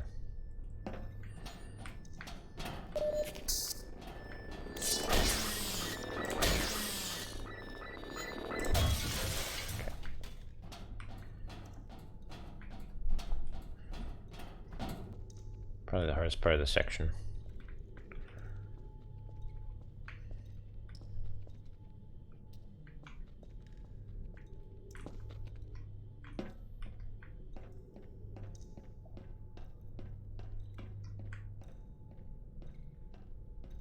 It's another red light guiding me.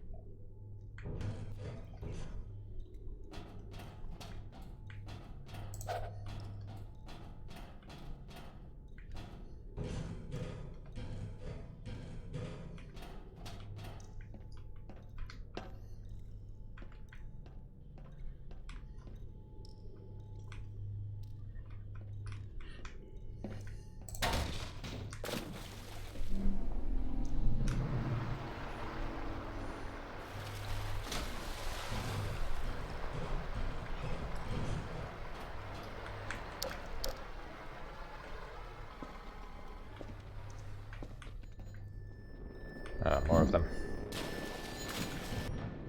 Nope. I'm out of here.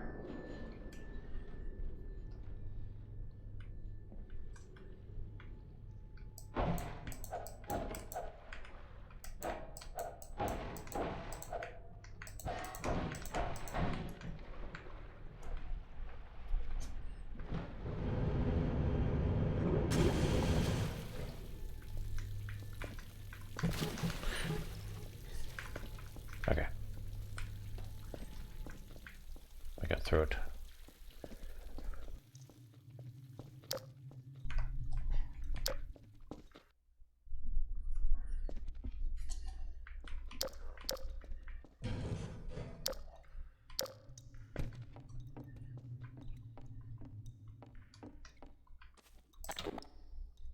That would have been a good place to use the grenade. I don't have it anymore. Oh well. I'll survive.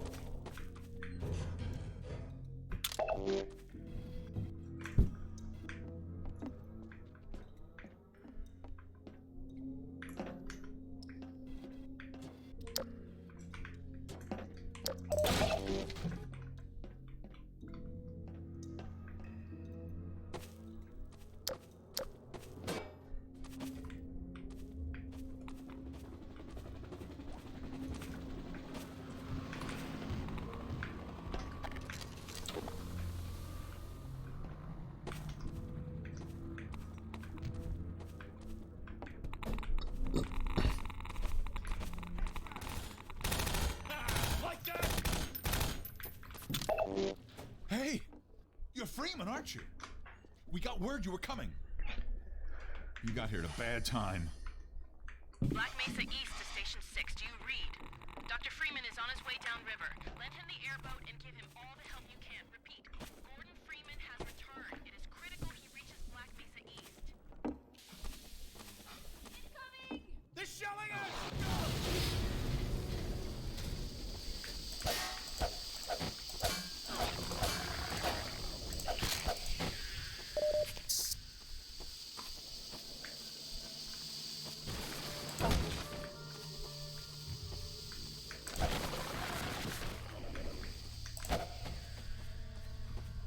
They only take one hit to kill now, as opposed to the first game.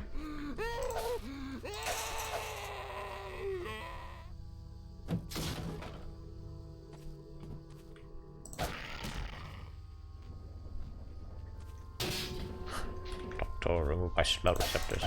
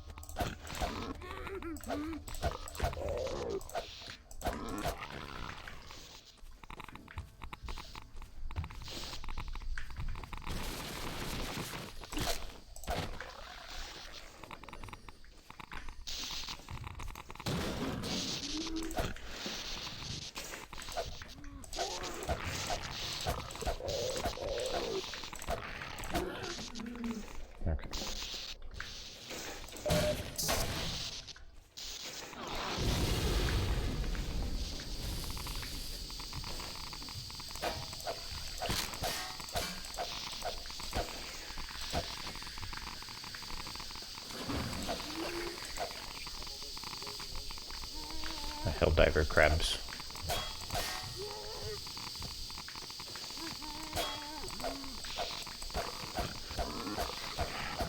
Oh, come on.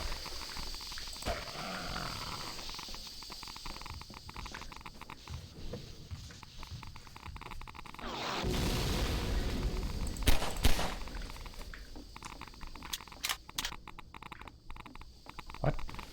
Did it not explode?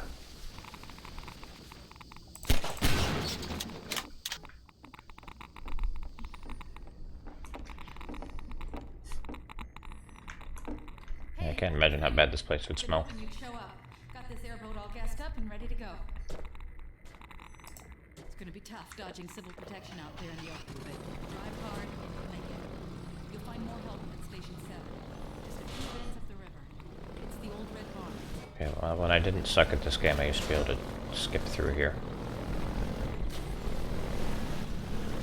Many moons ago when I didn't suck at this game.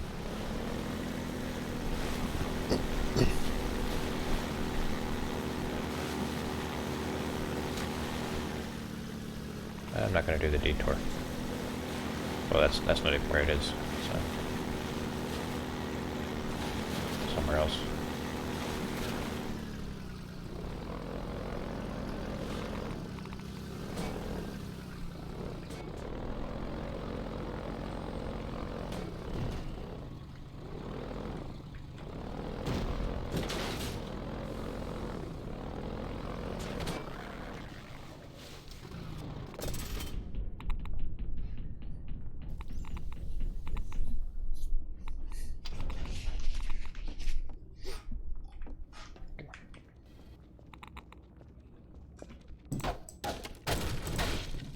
There it is.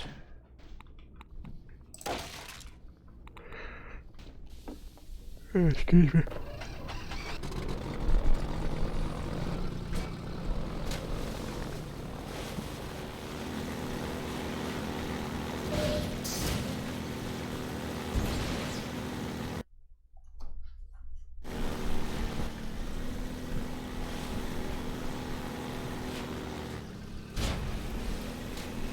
the controversial part of this game.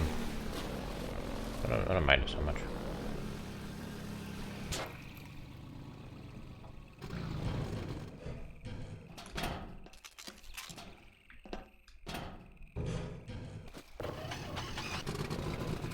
It's better than on a rail. I mean, that's a low bar to set, but it's I think it's fun for driving around.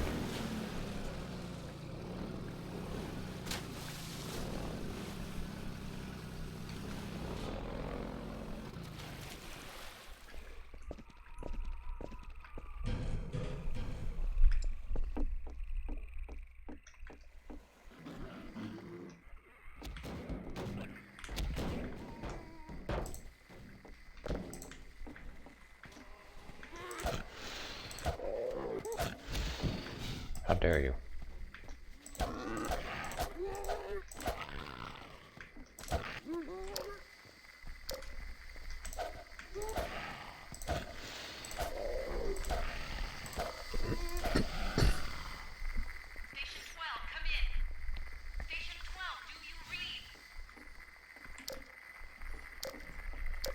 Gordon can't respond because he's mute.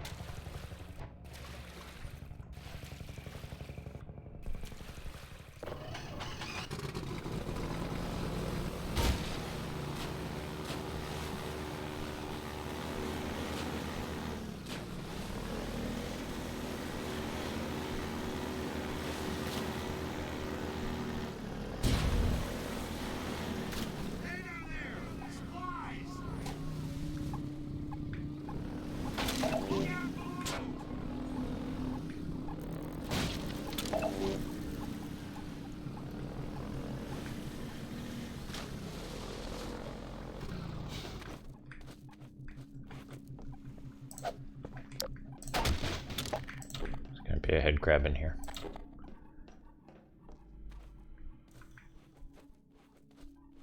Up here?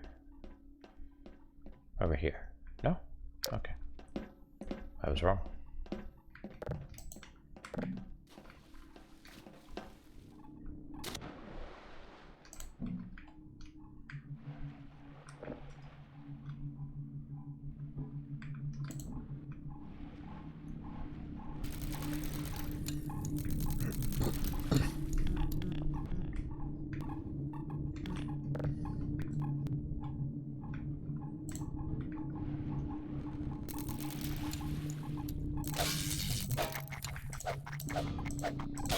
And paparazzi.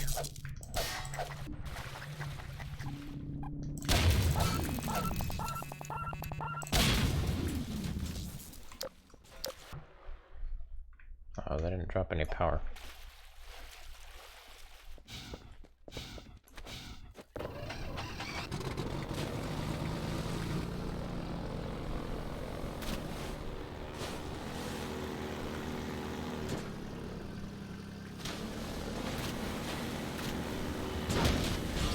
What?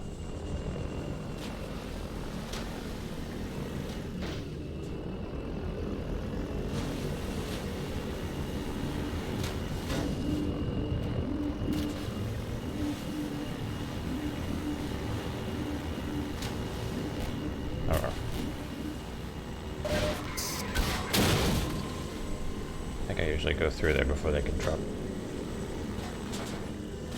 Haven't seen that in a long time.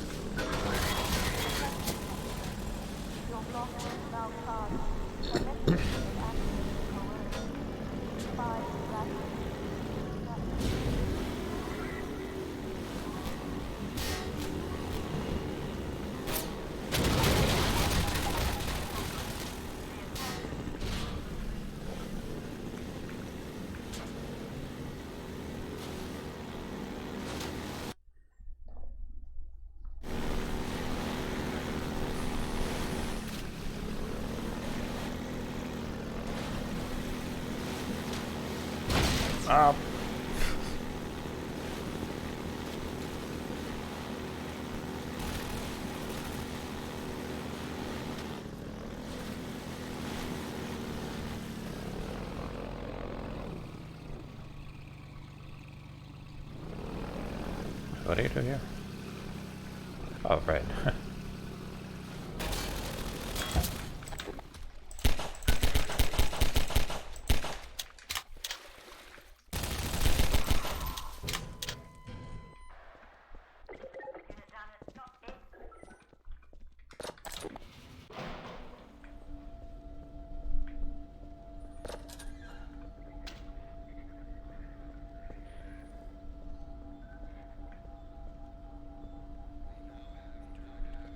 Man, this guy had a bad time.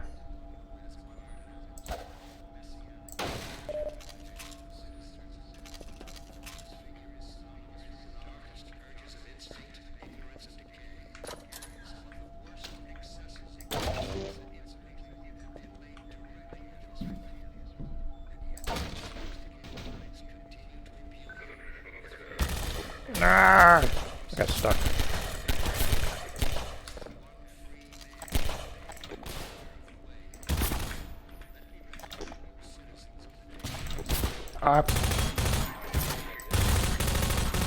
Did not mean to switch weapons there, god damn it.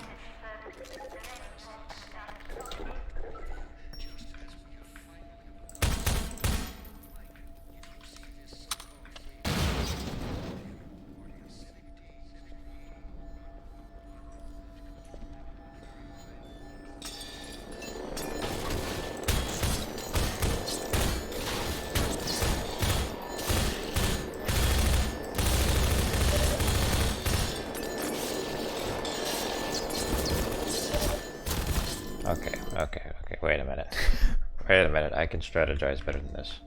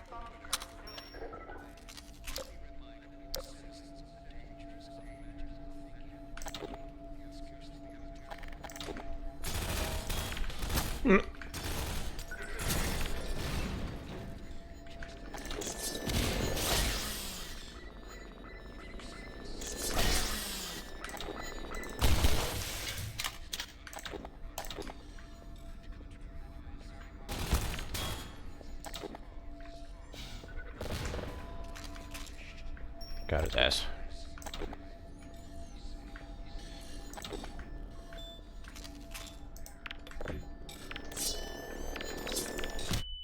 Ah, that was stupid.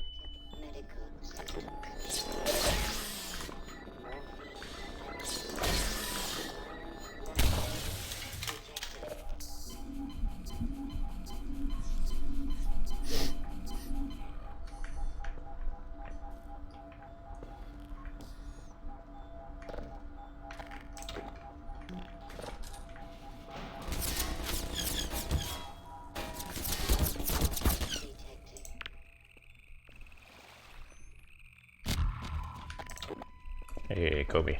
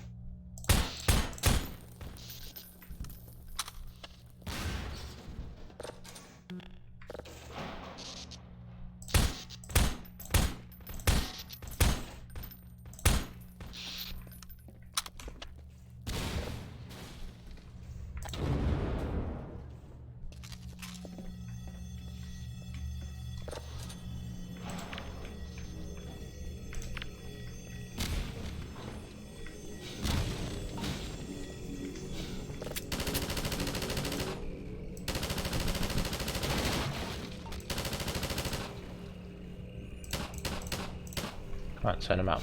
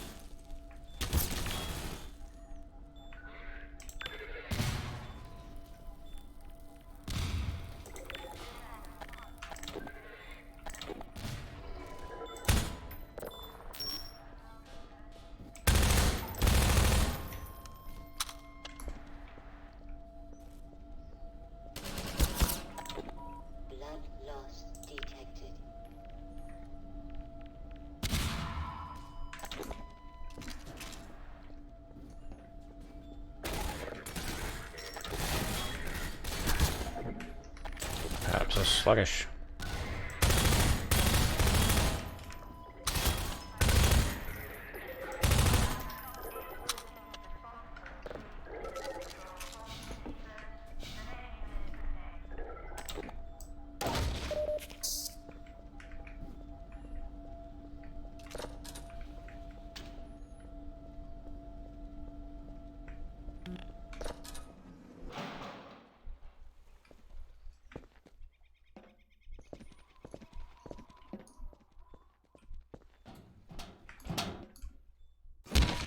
Ah! I thought that there was water.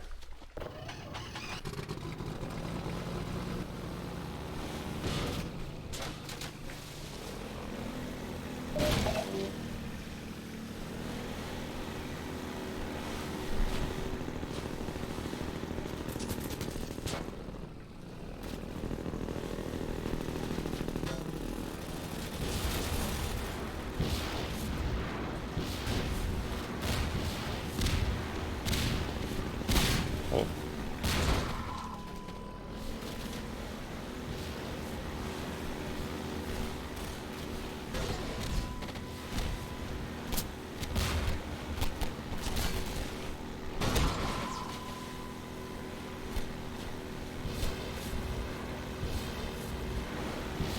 Uh-oh. Oh, man. Totally beefed that dodge.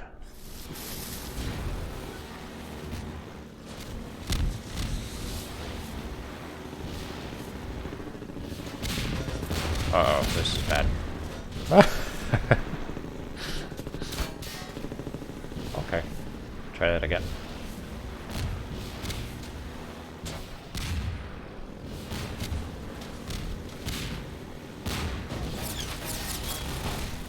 Holy shit, I'm alive.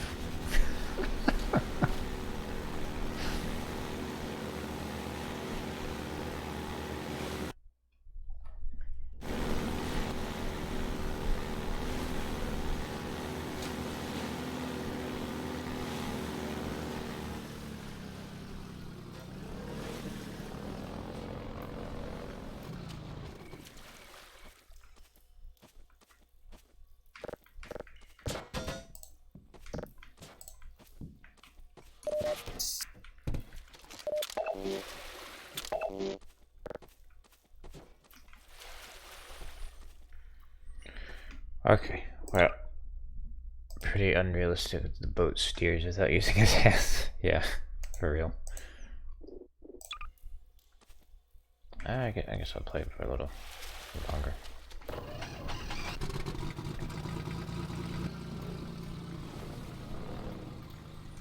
I remember a long time ago I'd show my friends this game and they'd be like, the boat's steering itself. I'm like, no, no, you're supposed to imagine your hands there.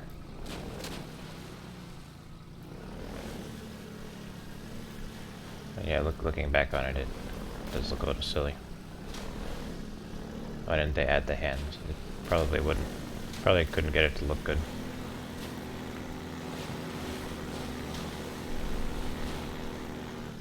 Yeah.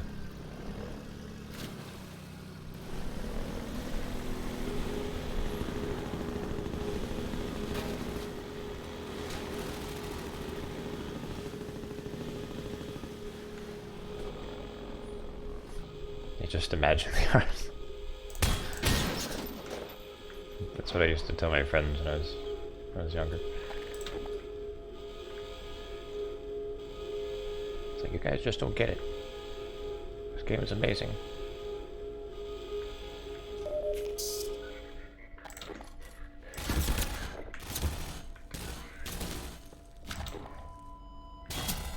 Imagine the arms from the angles. Oh, yeah, it would look a little weird.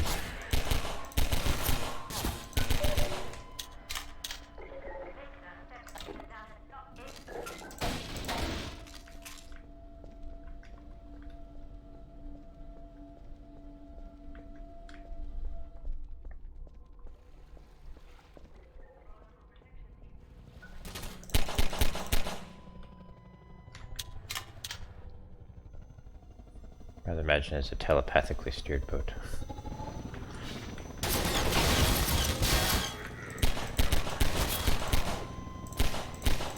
Vortigaunt's gave Gordon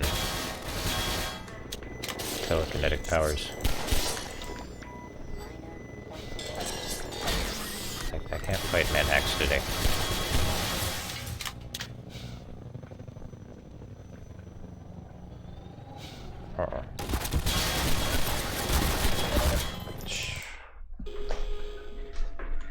Can't play Half-Life 2 today, apparently. Nice. Oh no!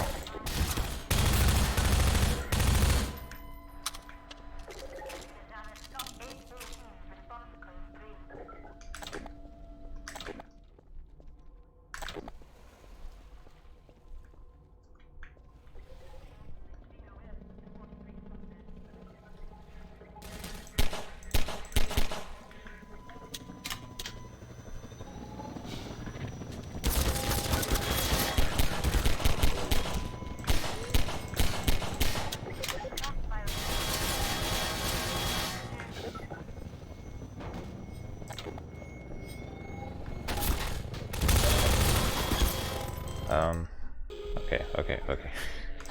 Hang on, I know what I'm doing wrong.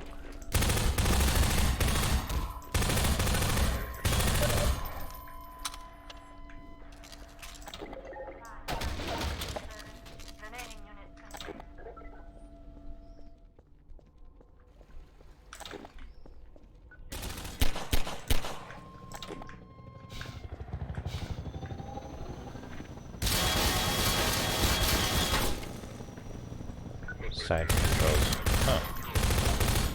Yeah. But then you wouldn't have seen them. Well, make it partially visible.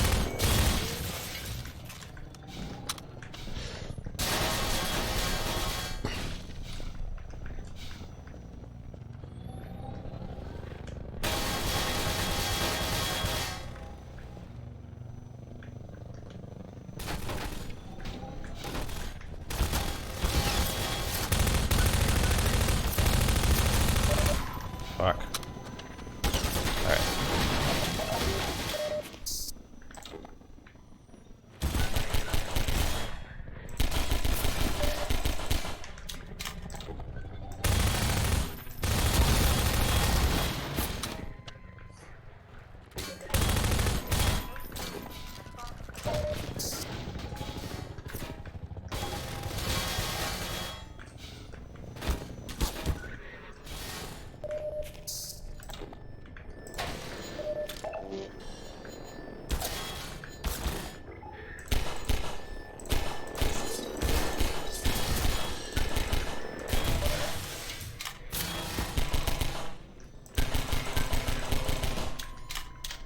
Either they made this game harder, or I've just become substantially worse.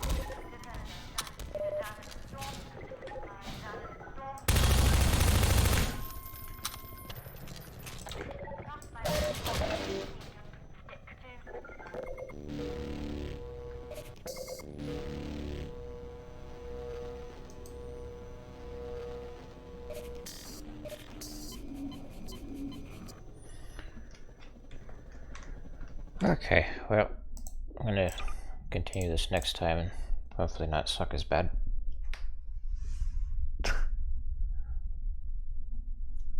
Start the stream earlier.